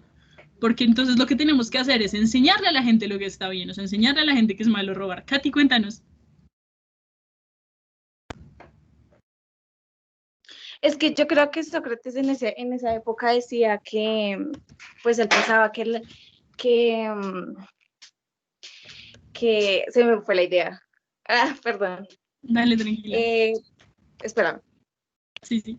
Que la gente hacía las cosas era porque en esa época, digamos, la gente no tenía como noción de, oiga, esto está bien, está mal, yo hago las cosas y me importa lo que piense el resto, porque en esa época, digamos, era así y él lo veía, yo creo que lo veía como de ese modo.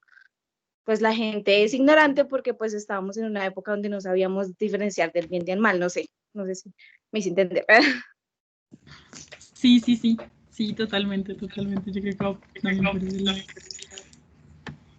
¿Alguien más tenía levantada la mano? ¿Quién era?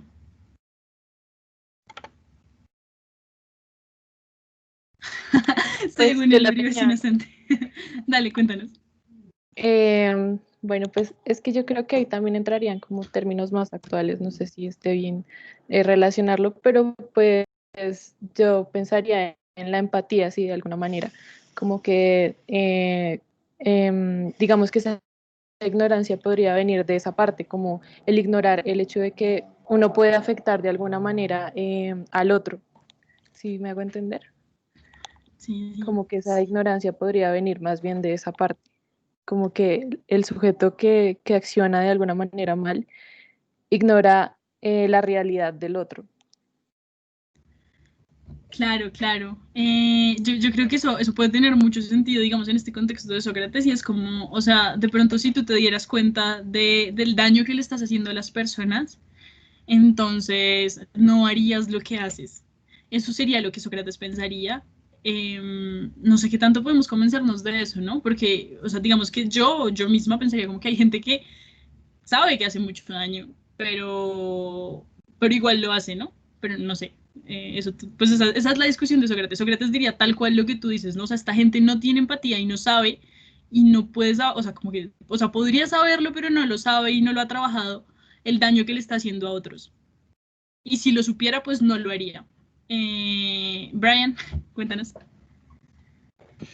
Hola, sí, digamos, yo sí estoy de acuerdo con lo que acabas de decir, es posible hacer el mal voluntariamente, sí.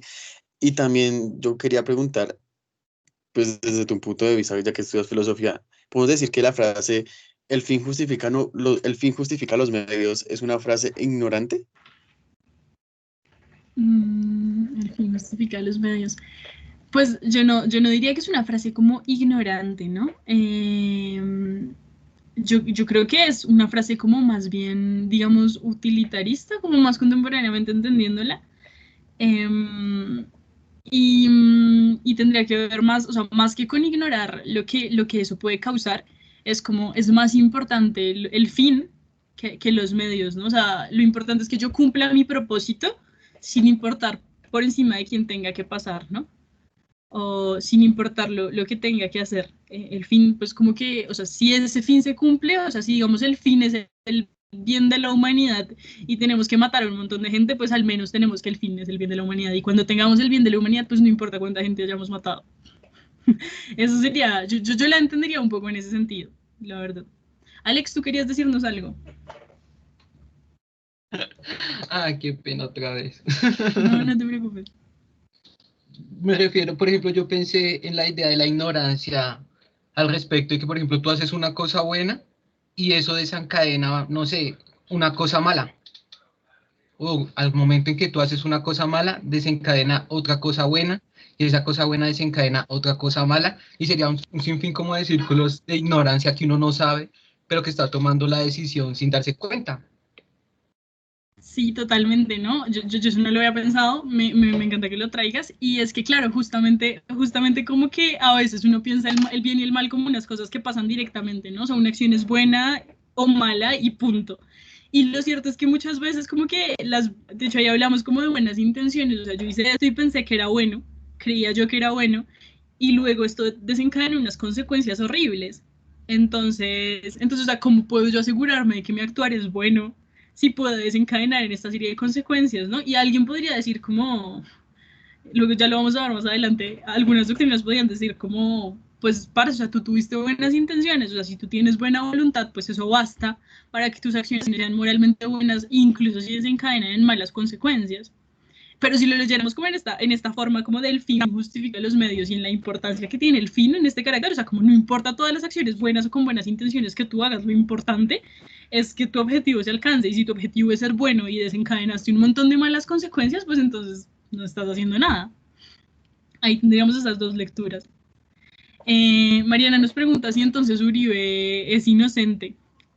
Pues según Sócrates, según Sócrates, digamos que hay que dividir como esta noción de inocencia, o sea, como de culpa o de ser culpable o de ser inocente, de la noción de ser como bueno o malo, ¿no?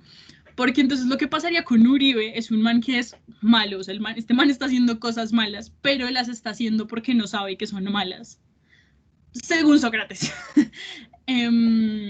Sócrates diría como, o sea, si este man en serio supiera lo que es el bien y si en serio supiera que lo que está haciendo está mal, pues entonces no podría hacerlo.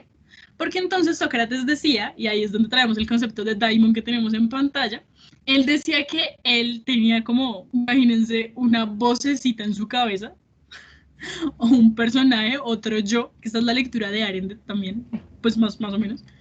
Él tendría como este otro yo que no lo dejaba hacer cosas malas, o sea, era como esta conciencia o esta metaconciencia que cuando él quería hacer algo malo lo disuadía.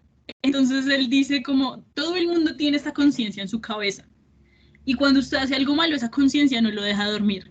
Y yo prefiero poder estar tranquilo conmigo mismo, porque si no esta vocecita en mi cabeza no me va a dejar vivir. Y es por eso que esta vocecita no me deja hacer un montón de cosas. Entonces, nada, o sea, según esta vocecita le está hablando todo el tiempo, lo disuade de hacer cosas y es por eso que él está comprometido con sus nociones morales. Entonces, está el texto de la Apología y tenemos otro texto que es el Critón, y en este texto del Critón llega un amigo de Sócrates y le dice como, parce, escapémonos porque lo van a matar mañana. Y si usted no se va conmigo hoy, lo van a matar. Y Sócrates le dice, parce, yo no me puedo ir porque tengo que cumplir con la ley.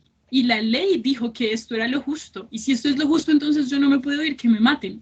Porque si yo me voy, y además estoy convencido de que soy buena persona, digamos, si yo me voy, pues ya no voy a ser buena persona porque voy a estar incumpliendo con la ley. Entonces, no me puedo ir y tengo que asumir, tomarme la cicuta que me maten porque simplemente no puedo, ¿no? O sea, es esta noción del no puedo del daimon que lo disuade de hacer cosas y le dice como, parce, no te puedes escapar. O sea, no nos vamos a escapar de acá y ya esto es lo que tenemos que asumir porque de lo contrario, pues te voy a estar fastidiando toda la vida y no te voy a dejar vivir en paz. Esta noción es muy bonita como la extrapola Hannah Arendt, porque ella va a decir algo como que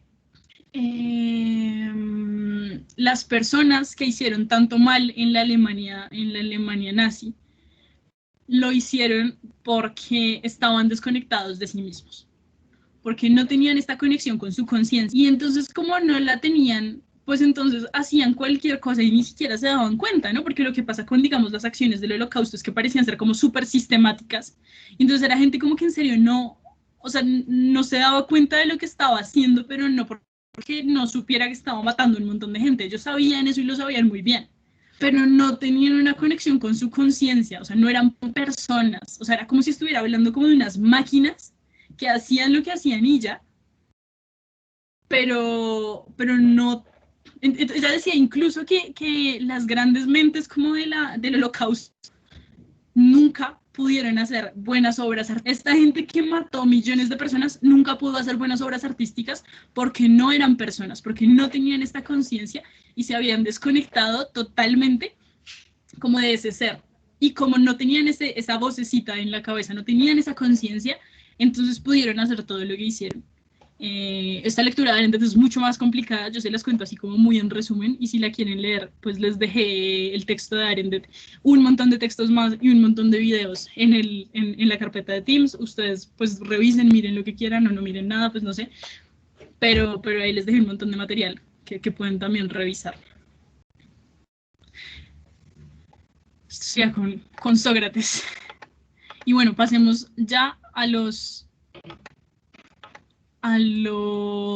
helenísticos, porque se nos va a acabar el tiempo. Y bueno, también de ellos ustedes nos dejaron muchas preguntas sobre filosofía helenística. No sé, Denis, si puedes mirarlas y las que veas así de filosofía helenística me las vas contando, porque con eso no me distraigo tanto. y mientras tanto, pues les voy a contar estos 4 conceptos. Entonces tenemos... Bueno, como ustedes leyeron, la filosofía helenística ocurre en un periodo en el que como que Atenas se disuelve, ¿no? O sea, como que todo esto que era la polis de Atenas y la democracia en Atenas como que empieza a disolverse. Y entonces también por eso se considera que este periodo de de la filosofía helenística es como un momento de declive de la filosofía, como que la filosofía no avanza tanto. Eso también tiene que ver con que teníamos las grandes mentes de Platón y Aristóteles justo antes de la helenística. Acá nos saltamos a Platón y Aristóteles en esta porque las vamos a ver la próxima clase. Pero entonces, saltando a esta filosofía helenística, tuvimos a Platón, tuvimos a Aristóteles, que eran dos grandes mentes de la filosofía, con unos tratados teóricos, pues digamos, como grandes, como fuertes. Que la filosofía helenística no tuvo. O sea, la filosofía helenística no tuvo estos grandes personajes, no tuvo estos grandes desarrollos, más bien como que se nutrió de muchos. Y se preocupó bastante más. Toda la filosofía antigua se preocupa por esto, ¿no? Pero la filosofía helenística como que lo tuvo como razón principal y fue esta idea de cómo podemos ser felices, que es una vida bien vivida, ¿no? Y la gran pregunta de la filosofía helenística no es muy distinta a la de Sócrates, y es cómo puedo yo vivir bien, o sea, cómo puedo yo ser virtuoso. Entonces, pues bueno, vamos a ver las 4 principales escuelas helenísticas, vamos a dejar por fuera el neoplatonismo, porque esa sería la última escuela, helenística, pero no tiene sentido que la veamos si no hemos visto Platón, entonces la vamos a ver la próxima clase.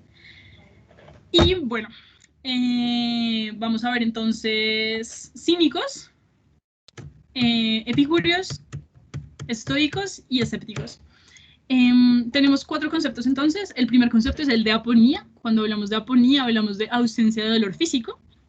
Cuando hablamos de ataraxia hablamos de ausencia de sufrimiento, de serenidad, como tranquilidad del alma. Cuando hablamos de apraxia hablamos de la incapacidad para actuar. O sea, estas críticas a la apraxia van a ser las que se dirigen como a, si tú sostienes esta doctrina, entonces no puedes realizar ninguna acción. Y tenemos la epogé, que es la suspensión del juicio. Suspender el juicio es no tomar ninguna postura. Es decir, como, no sé qué decirte, entonces suspendo el juicio. Esa sería, en eso consistiría más o menos, digamos, que hacer epogé, principalmente. Entonces, bueno, tenemos estas 4 escuelas. Entonces, bueno, la primera serían los cínicos. ¿Alguno de ustedes me hizo alguna pregunta sobre los cínicos hace un momento? Ah, sí, claro.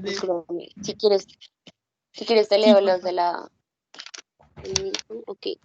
Dice Camila Arroyave, creo, porque se borraron los límites entre religión y filosofía en la época helenística. Ok, los límites entre religión y filosofía en la época helenística. Yo creo que tiene mucho que ver con esto. Yo creo que se lo pueden preguntar un poquito mejor a los de historia, pero lo que yo entiendo es que lo que pasa es que en este momento como que las polis se disuelven y como que todo el mundo está con todo el mundo. Entonces como que hay mucha comunicación de conocimiento, no hay como unos límites muy marcados, entonces como que está todo en todas partes, no sé. Yo lo pensaría más o menos como algo así. Sin embargo, yo creo que sus profesores de historia les pueden contar mejor porque no estoy súper convencida tampoco. O de pronto hacemos una clase con ellos para poder hablar mejor de esto.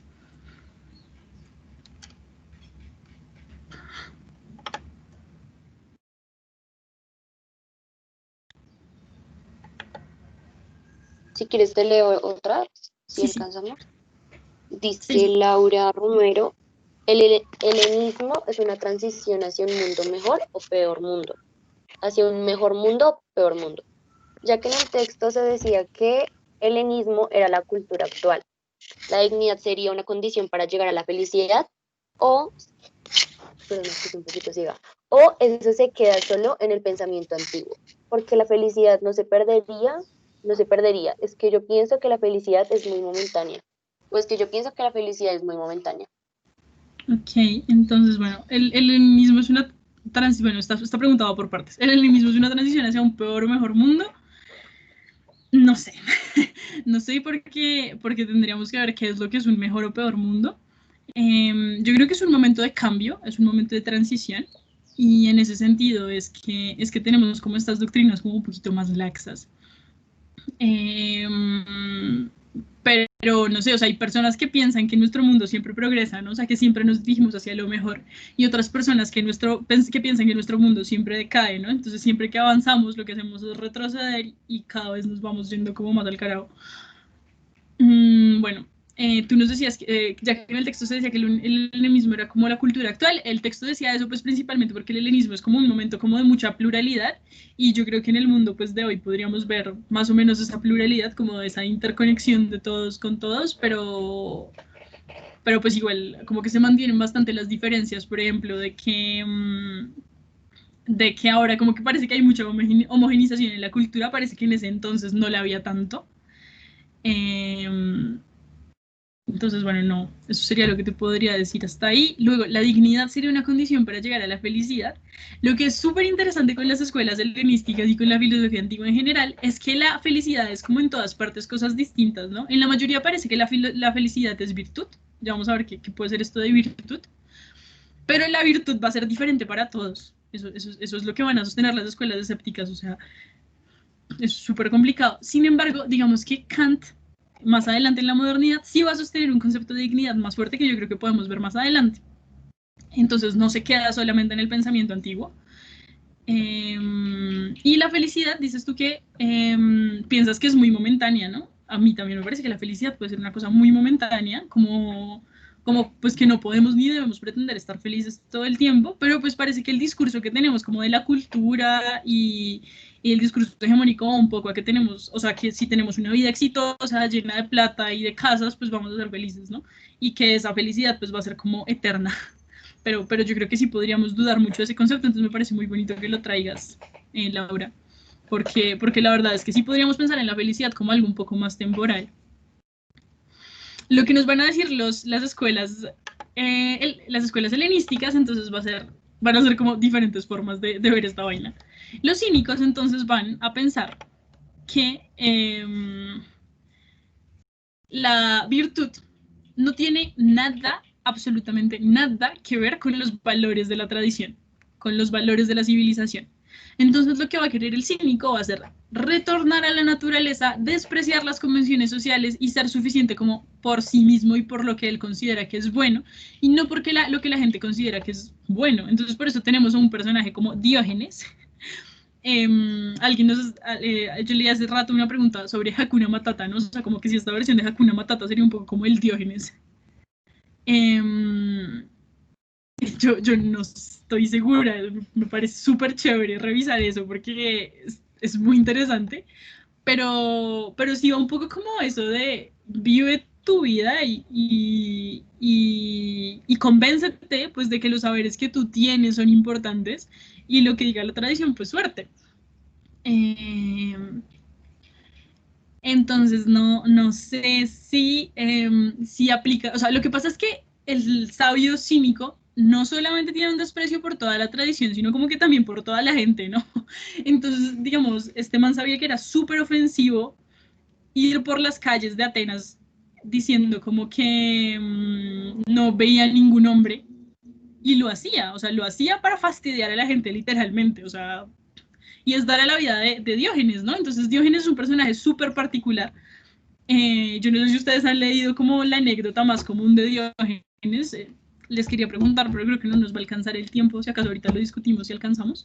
Pero entonces lo que dicen de Diógenes es que llega Alejandro Magno, creo,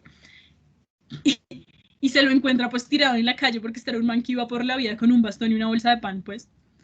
Y dormía por ahí, pues donde caía, yo qué sé.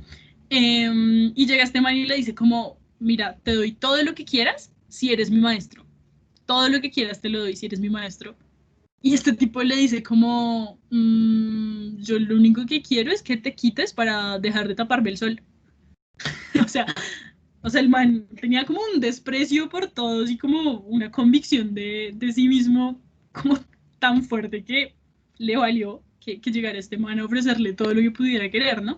Y como que esa anécdota dicen que es la que demuestra como que este man en serio no le importaban los bienes materiales, sino que solamente le importaba como esa convicción de sí mismo, ¿no? Entonces, ese sería el personaje de Diógenes. Ahora, pues como ustedes saben, entendemos como cínica una persona a la que le decimos como, por ejemplo, parce, esto que estás haciendo me duele, y esta persona reacciona como, no sé, como diciendo cualquier cosa, o sea, como no me importa. o además, incluso después va y te escribe como si nada hubiera pasado, no sé. Eso sería como lo que entenderíamos por una persona cínica, ¿no? No sé si hayan más preguntas sobre Diógenes o sobre los cínicos, Denise.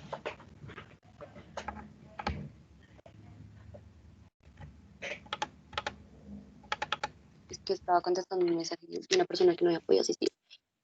Dice, bueno, los cínicos no veo, dice que porque es importante conocer la verdad, o sea, porque es importante conocer la felicidad o tener felicidad.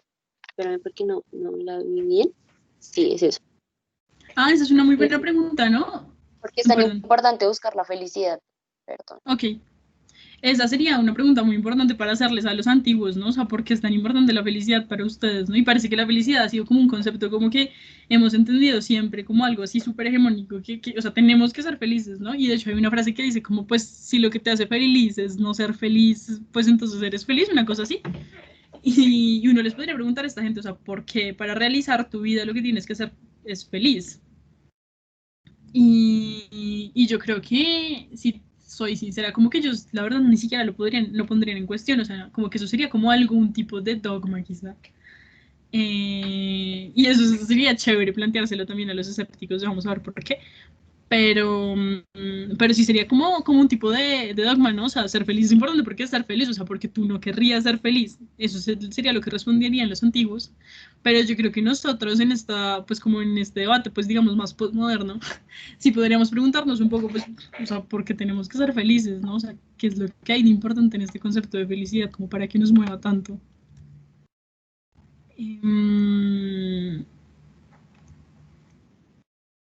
Sí. Entonces, bueno.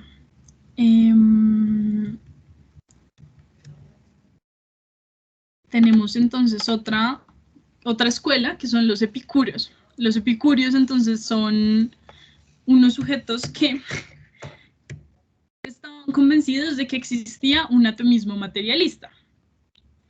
El atomismo materialista quiere decir lo mismo que estábamos diciendo ahorita de los atomistas, y es que la realidad se compone por partículas indivisibles, el universo está todo formado por átomos, y el alma y el pensamiento también son átomos, ¿no? O sea, como que todo es un poco materia, todo funciona como por estas relaciones que se dan en una serie de causas y efectos.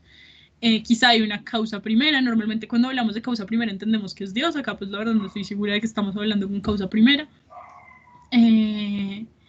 Pero entonces aquí hay un problema, ¿no? O sea, si todo está dado causalmente, si todo está un poco determinado por los átomos, si todo lo que se mueve porque es movido, entonces nosotros, ¿cómo podemos ser libres? O sea, si nuestro pensamiento y si nuestra razón también están hechas de átomos, entonces, ¿cómo es posible que nosotros podamos actuar con libertad? Esto lo podemos poner en el lenguaje más sencillo, ¿no? O sea, imagínense que alguien llega y nos dice que nosotros tenemos un destino, ¿no? O sea, nosotros tenemos nuestro destino que ya está escrito. Pero entonces, si nuestro destino ya está escrito y las cosas se dan como por una serie de causas y efectos en las que nosotros no podemos hacer nada, entonces, ¿cómo podemos sostener esta idea de la libertad? Los epicúreos responden que eso es posible gracias al clinamen.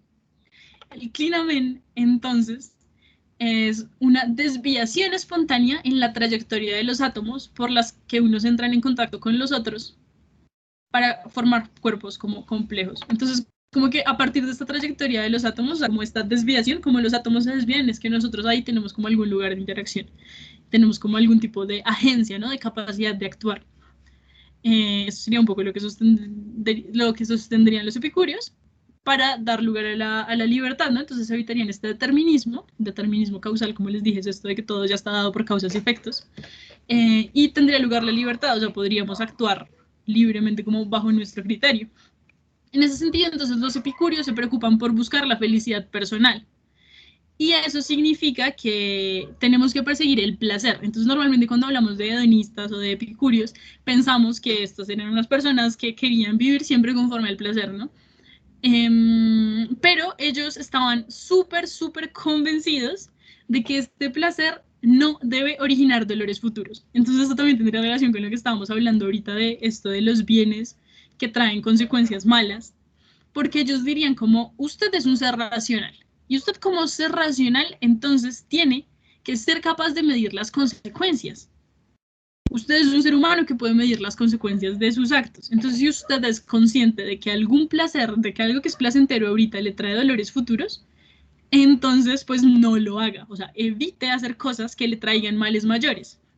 Y entonces ellos hacían como buscaban una suerte de economía de los placeres, ¿no? O sea, tenemos que hacer cosas que nos causen un poquito de placer, pero no al punto de que sean tan placenteras que luego nos causen dolor y mal. Entonces, bueno, ellos estaban buscando, como les digo, la aponía y la ataraxia, o sea, la ausencia de dolor y la ausencia de intranquilidad.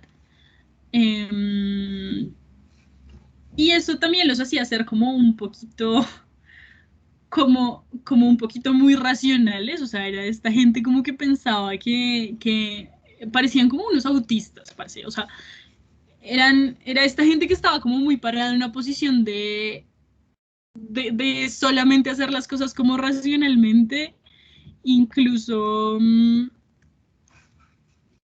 parecería como que no, mentiras, me estoy confundiendo, no, me estoy confundiendo, estos manes nada, simplemente estaban convencidos de que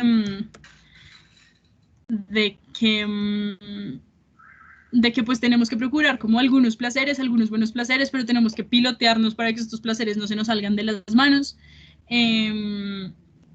Y tenemos que valorar pues a nuestros amigos que nos traen como placeres, no tenemos que preocuparnos por la muerte, no tenemos que preocuparnos por los dioses, y podemos estar como como en ese aspecto, o sea, como tratar de vivir como lo mejor posible, no sé, era como una doctrina muy tranquila. Y bueno, esto sería con los epicúreos. Luego tenemos a los estoicos, que sí era este ser autista con el que me confundí ahorita. Y los estoicos sí son un caso, parce, o sea, los estoicos entonces también estaban seguros de que conocemos el mundo, de que el mundo es una unidad material, pero entonces el mundo es una unidad material inteligente. Eso es súper, súper chévere, porque entonces eso significa que todo lo que es materia también tiene alma, ¿no? O sea, todo lo que es materia también tiene razón.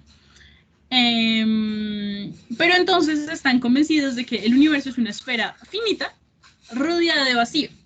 Y en la medida en la que es una esfera finita rodeada de vacío, entonces hay como una suerte de eterno retorno, ¿no? O sea, como que todo se repite. Y para los estoicos, en contraposición a los epicúreos, todo está totalmente determinado. O sea, no existe ningún clinamen. Está todo determinado y no somos necesariamente libres, ¿no? O sea, como que hay una aceptación de ese determinismo causal, y la forma de vivir la vida como con ataraxia y serenidad es aceptarla, es aceptar es como el mundo se da, ¿no? Y lo que hacemos es como ahuyentar y evitar las pasiones irracionales que nos alejan de la virtud y de la felicidad. Y esas pasiones irracionales pueden ser la amistad, ¿no? O sea, la amistad es como útil en el sentido en el que podemos, no sé, como conversar con alguien sobre cosas importantes, pero no nos puede generar ningún placer. Entonces, esta sí era la gente que les decía que vivía como con cierto autismo y como con cierta, no sé, yo creo que como una ansiedad social constante de ahuyentar y evitar las pasiones y aceptar el dolor. O sea, aceptar el dolor estoicamente es como decir, como pues parce, las cosas ya son como son y no pueden ser de otra manera, entonces pues mejor me conformo y ya, o sea, nada más. Entonces, bueno, en esto consistirían más o menos como estas doctrinas estoicas, como de aceptar un poco el dolor, ¿no? Ellos van a decir que, o sea, si el dolor es muy fuerte, es temporal, y si el dolor es muy leve, y si el dolor es muy duradero, pues entonces es leve. Entonces como que relájese, o sea, ya no joda más, que el dolor es una vaina que se puede pilotear. Entonces más o menos eso sería lo que sostendrían los estoicos. Y luego tenemos a los escépticos, que si les soy sincera son mis favoritos y son los que más he trabajado, pero les voy a tener que contar más o menos rápido. Entonces, los escépticos están convencidos de que conocemos el mundo a través de los sentidos. Alguien nos preguntaba, yo vi ahorita en el chat, en qué consistía el racionalismo. Eso lo vamos a ver mejor en la clase sobre Descartes, pero digamos que si quisiéramos hacer una distinción entre empirismo y racionalismo, sería como un poco pensar en que en el racionalismo, o sea, el racionalismo como lo entendemos es más como esta doctrina moderna en la que creemos como que todo está un poco, o sea, lo conocemos como a partir de nosotros mismos, como a partir de nuestros conceptos racionales. Además asumimos que todo tiene una razón de ser o sea, todo se da por algo. Entonces, pues bueno, esto lo vamos a manejar mejor ahorita en Descartes, sí, con los modernos. Pero entonces, en contraposición con el empirismo está sosteniendo, y el empirismo, digamos que antiguo, por decirlo de algún modo, sería esta concepción de que conocemos el mundo a través de los sentidos, ¿no? O sea, el mundo se nos da a través de los sentidos. Pero entonces los escépticos van a decir, pero los sentidos fallan. Los sentidos fallan. Entonces no podemos estar convencidos de que el mundo que nos dan los sentidos es el mundo real. Y en ese sentido nosotros nunca podemos conocer nada. Y los escépticos están convencidos de esta vaina. O sea, nunca podemos conocer nada. Tenemos dos escuelas escépticas principales en la antigüedad. Una sería como la académica, el escepticismo académico, que va como con carneades. Y otra sería como este escepticismo de texto empírico, que yo creo que es uno de los que mejor lo recoge. Y bueno, con este escepticismo académico lo que esta gente va a decir es, no podemos conocer nada, o sea, nada es cognoscible. Y en la medida en que nada es cognoscible, pues para actuar, si queremos actuar y no caer en la praxia, acuérdense que la praxia era la incapacidad para actuar, si no queremos caer en la praxia, lo que tenemos que hacer entonces es como actuar basados en la probabilidad. Entonces, si estamos en un cuarto a oscuras y sentimos como una cosa larga que se nos mueve en la pierna, de pronto nos va mejor si pensamos que es una serpiente y nos quitamos, a que si asumimos que es como una cuerda y nos quedamos ahí. Porque si fuera una cuerda, pues no pasa nada si nos quitamos, pero si fuera una serpiente y no nos quitamos, pues nos puede matar. Entonces lo que van a decir los escépticos es, igual no podemos saber nada, pero pues podemos actuar como de acuerdo a la probabilidad. Eso van a decir los escépticos académicos, más o menos. Y los escépticos, como por la doctrina del sexto empírico, van a sostener una cosa muy bonita que tiene mucho que ver con lo que estábamos hablando ahorita de investigar, ¿no? O sea, no podemos saber nada. O sea, en serio, parece que, es que para los escépticos de sexto empírico, los escépticos académicos eran dogmáticos, porque entonces ellos estaban diciéndoles a los, o sea, sexto empírico le estaba diciendo a Carneades como, parce, es que usted, si usted dice que no puede saber nada, entonces ya sabe algo. Pero yo estoy convencido de que ni siquiera podemos saber que no podemos saber nada. O sea, en serio, esto es como el culmen del escepticismo, porque este man está diciendo como, no podemos saber, en serio, o sea, no podemos saber que no podemos saber nada, entonces tenemos que, o sea, no tenemos ninguna garantía del conocimiento, no hay ninguna forma en la que sepamos que tenemos conocimiento. Entonces lo que tenemos que hacer es investigar, no para conocer, porque no sé si en algún momento podamos conocer, sino para estar tranquilos. Entonces lo que él va a sostener es como una doctrina en la que ponemos tesis y antítesis. La tesis es como sostener algo, sostener algún principio, y esa tesis siempre, siempre, siempre y en todos los casos la podemos contraponer a una antítesis, o sea, lo contrario. Y ellas siempre van a entrar en contradicción. Cuando yo hago este proceso y me di cuenta de que estas cosas entran en contradicción, pues ya no me preocupo más. Entonces, si yo sé que entre tesis y antítesis siempre va a haber como alguna contradicción, pues digo como, pues ya, o sea, parce, no puedo saber eso, no sé, no, suspendo el juicio, hago epogé. Entonces, la epogé va a ser como este principio que les va a dar tranquilidad y felicidad a los escépticos. Pero para poder llegar al epogé es necesario investigar, es necesario poder poner la tesis, poner la antítesis y compararlas para poder llegar a suspender el juicio. Entonces, obviamente, entran las críticas de la apraxia, entonces va a haber una gente que le va a decir a esta gente, pero si usted no puede saber nada, entonces, ¿cómo actúa? Y entonces, pues, sexto empírico les va a responder como, pues usted compórtese como se comporta la gente, haga lo que le enseñaron a hacer, pero no puede preocuparse si eso es bueno o eso es malo, no puede preocupar, o sea, no, si toda la gente pasa a la calle, pues pásela, pero usted no tiene ninguna garantía de que, no sé, de que si pasa a la calle lo pueda atropellar un carro o no, no sé. Entonces es como súper chévere porque con los escépticos o sea, como que el conocimiento en serio no tiene ninguna garantía. Y lo que nosotros podemos hacer es como actuar de acuerdo a lo que creemos que, no a lo que creemos que está bien, sino a lo que hace la gente como para poder vivir. Pero no hay como ninguna garantía, no hay ningún fundamento y ni siquiera podemos estar seguros de que no podemos estar seguros de nuestro conocimiento. Entonces con esto cerraríamos con los escépticos. No sé si tengan ustedes preguntas. Nos quedan 10 minuticos para preguntas. Mira, interrumpo.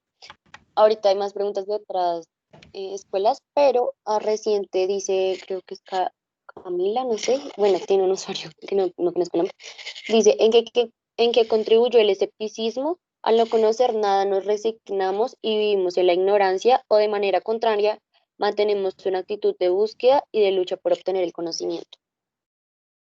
Sí, como les decía yo ahorita, pues lo que pasa con el escepticismo es que estos manes van a decir como en la medida en la que yo puedo no, o sea, puedo aceptar que no tengo la capacidad de asegurarme de ningún tipo de conocimiento, entonces cuando yo descubro eso, y eso solamente lo descubro a partir de la investigación, entonces puedo quedarme tranquilo. Pero no es como quedarme en la ignorancia propiamente, porque yo estoy admitiendo que puedo suspender el juicio, mientras que sería bastante más ignorante estar buscando una verdad que no existe. Eso dirían un poco los escépticos, o sea, como si tú te pones a buscar una verdad que no existe, pues nunca la vas a encontrar, entonces vas a pasar toda tu vida estresado, pero en la medida en la que haces epoge, puedes estar tranquilo y vivir feliz. Entonces eso dirían un poquito los escépticos. Aquí hacen una de los cínicos, espérame, me parece un poquito chistosa, pues no chistosa, sino como curiosa. Dicen, los cínicos dicen que si se desprende de las cosas materiales tendremos una felicidad eterna. Entonces, ¿podríamos ser felices sin comer? No, definitivamente no, pero no tenemos como que comer demasiado tampoco, o sea, sería algo como parce, o sea, por eso decían que Diógenes andaba como con lo justo y necesario, ¿no? O sea, como con un bastón y una bolsa de pan, y ya, o sea, no necesitaba nada más, porque pues si no se moría, pero pues ya, o sea, era todo lo que necesitaba, no necesitaba asistir a los grandes banquetes ni nada de eso. Cuéntanos, Alex. Ah, Qué pena, es que es referente, por ejemplo, a lo de los cínicos. Me refiero, se dice, o sea, que uno, o sea, partiendo desde este momento, uno podría ser más feliz teniendo menos cosas, porque lo mismo que uno tiene, también lo agarra. ¿Sí me hago entender? Las mismas cosas que uno, ¿cómo me explico? Si uno tiene en este momento una casa, entonces uno compra su casa y vive en la casa, pero en ese mismo momento la casa lo tiene a uno, o sea, tú no puedes liberarte de ese vínculo de casa-persona porque vas a tener que pagarle impuestos o porque vas a tener miedo de que te la quiten. ¿Sí me hago entender? Es como ese sentimiento de que tengo y no tengo. Por ejemplo, un ser humano podría ser libre en el ambiente que siga caminando, por ejemplo, no lo que hacía así de tirarse al piso o de aguantar hambre, sino de poder andar por el mundo viviendo de la naturaleza sin tener que hacerle daño a nadie. Creo que ese sería como más asertivo, diría yo. Sí, sí, yo creo que esa es una doctrina que sostendrían un poco los cínicos. Lo que pasa es que Diógenes era muy paila, o sea, es que Diógenes en serio no tenía ninguna vida privada. Una de las razones por las que más se conoce a Diógenes es porque se masturbaba en la mitad de la plaza. O sea, a este man en serio no le importaba nada. Pero lo que tú dices, sí, o sea, como en la medida, o sea, una vida deseable para algún cínico podría ser también esa, ¿no? O sea, como irse a vivir de la naturaleza, estar tranquilo, no joder a nadie. Pero pues igual estos manes eran como súper pedantes, ¿no? O sea, ellos creían o sea, en la autosuficiencia del sabio, o sea, eran súper pedantes y ellos creían pues que su forma de vida pues era la mejor y punto, o sea, y los demás pues que se jodan. O sea, como que, o sea, no tengo ni siquiera la preocupación de preocuparme por los otros, ¿no? O sea, ni siquiera esa preocupación de no molestar a la gente la tengo, es como, no me importa. Dinos otra vez, Alex. Es que, por ejemplo, yo la otra vez mirando eso de los cínicos, por ejemplo, era gente como muy agresiva en torno a obligar a las personas a pensar la manera como ellos pensaban y hacerlos creer que ellos tenían la razón. Pero, por ejemplo, yo la otra vez leyendo el Tao hacía referencia, por ejemplo, a esas mismas cuestiones que hablan los cínicos, los epicúreos, los estoicos, los escépticos, pero que resume todo en el que el ser humano nunca necesitó ni siquiera una gobernanza, ni siquiera necesitó lo que cree que necesita hasta en este momento. El ser humano simplemente debería como tomar una conciencia con el todo o con la naturaleza, con el mundo que lo rodea, simplemente porque ahí mismo está su felicidad. Su felicidad no depende de cosas materiales, sino de lo que él es. ¿Sí me hago entender o no sé cómo me...? No, Bueno. sí, total. No, sí, y tienes razón, ¿no? O sea, como que si hay una, o sea, si hay una versión como más tranquila de esto, en la que pues, o sea, ya, o sea, yo solamente quiero estar tranquilo, no necesito gobierno, puedo vivir un poco como de lo que hay, como en la naturaleza, retornar a ella, etcétera.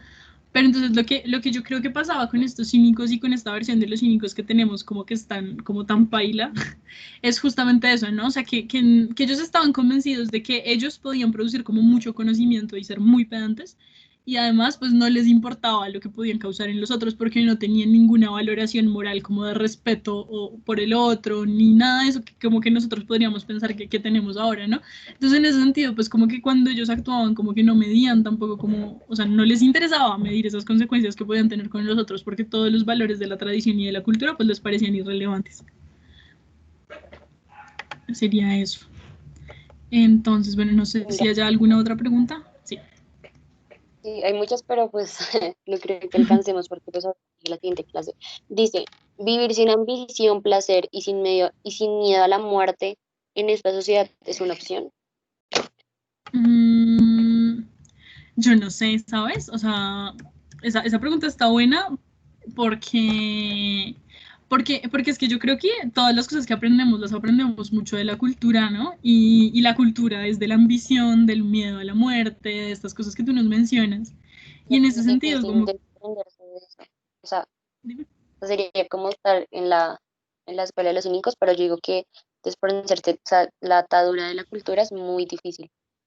Exactamente, sí, totalmente de acuerdo. Yo estoy del mismo lado, ¿no? O sea, como que uno quisiera poder, ¿no? O sea, uno quisiera poder como salirse de todo esto que nos dice la cultura, pero la verdad es que no, o sea, uno no sabe hasta qué punto llega, ¿no? O sea, uno, sí, o sea, uno igual, o sea, igual todo lo que uno piensa y todo el lenguaje que uno tiene viene de la tradición, ¿no? O sea, uno no puede como desentenderse de ella y ya.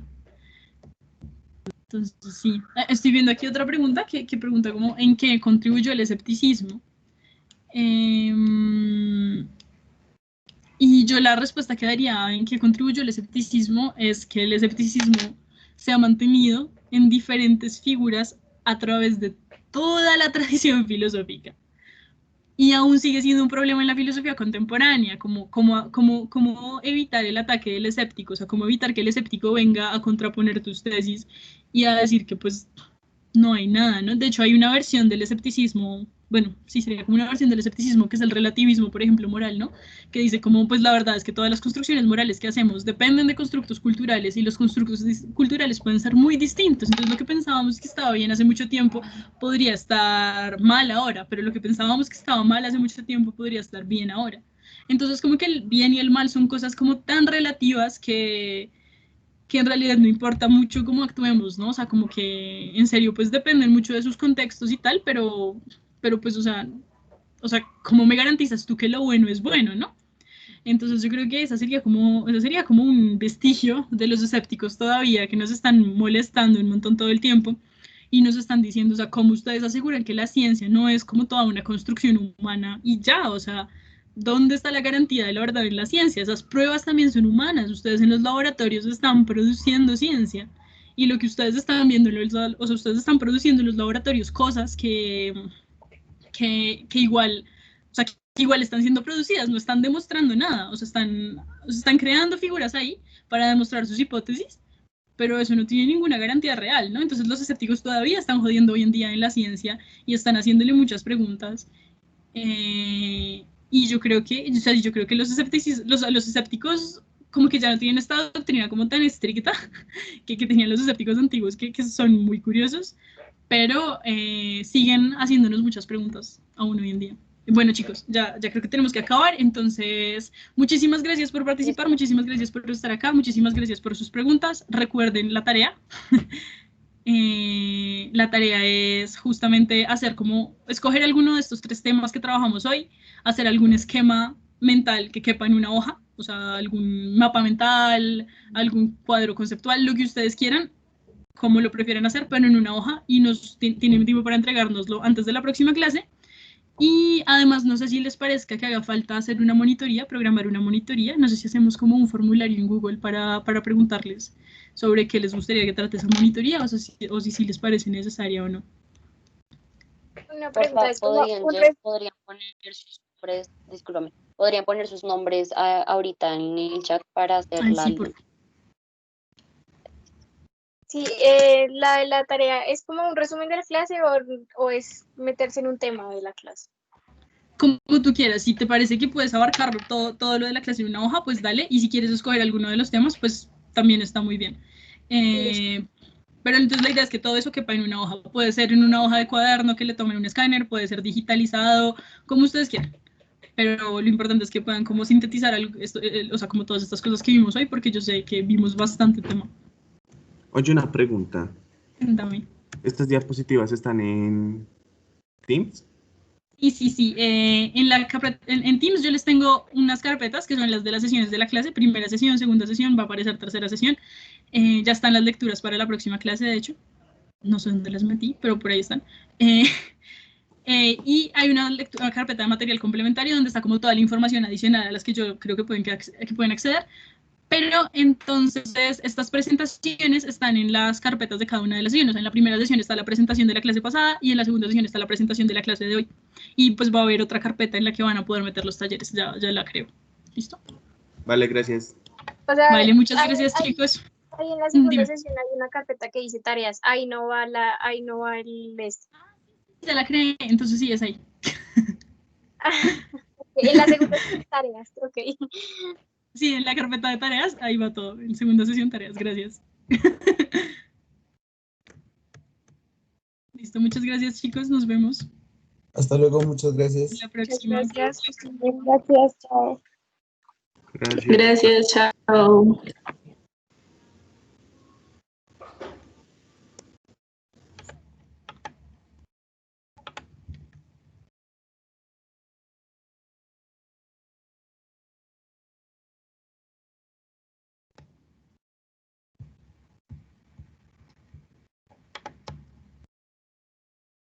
Ay, que me hayan anotado.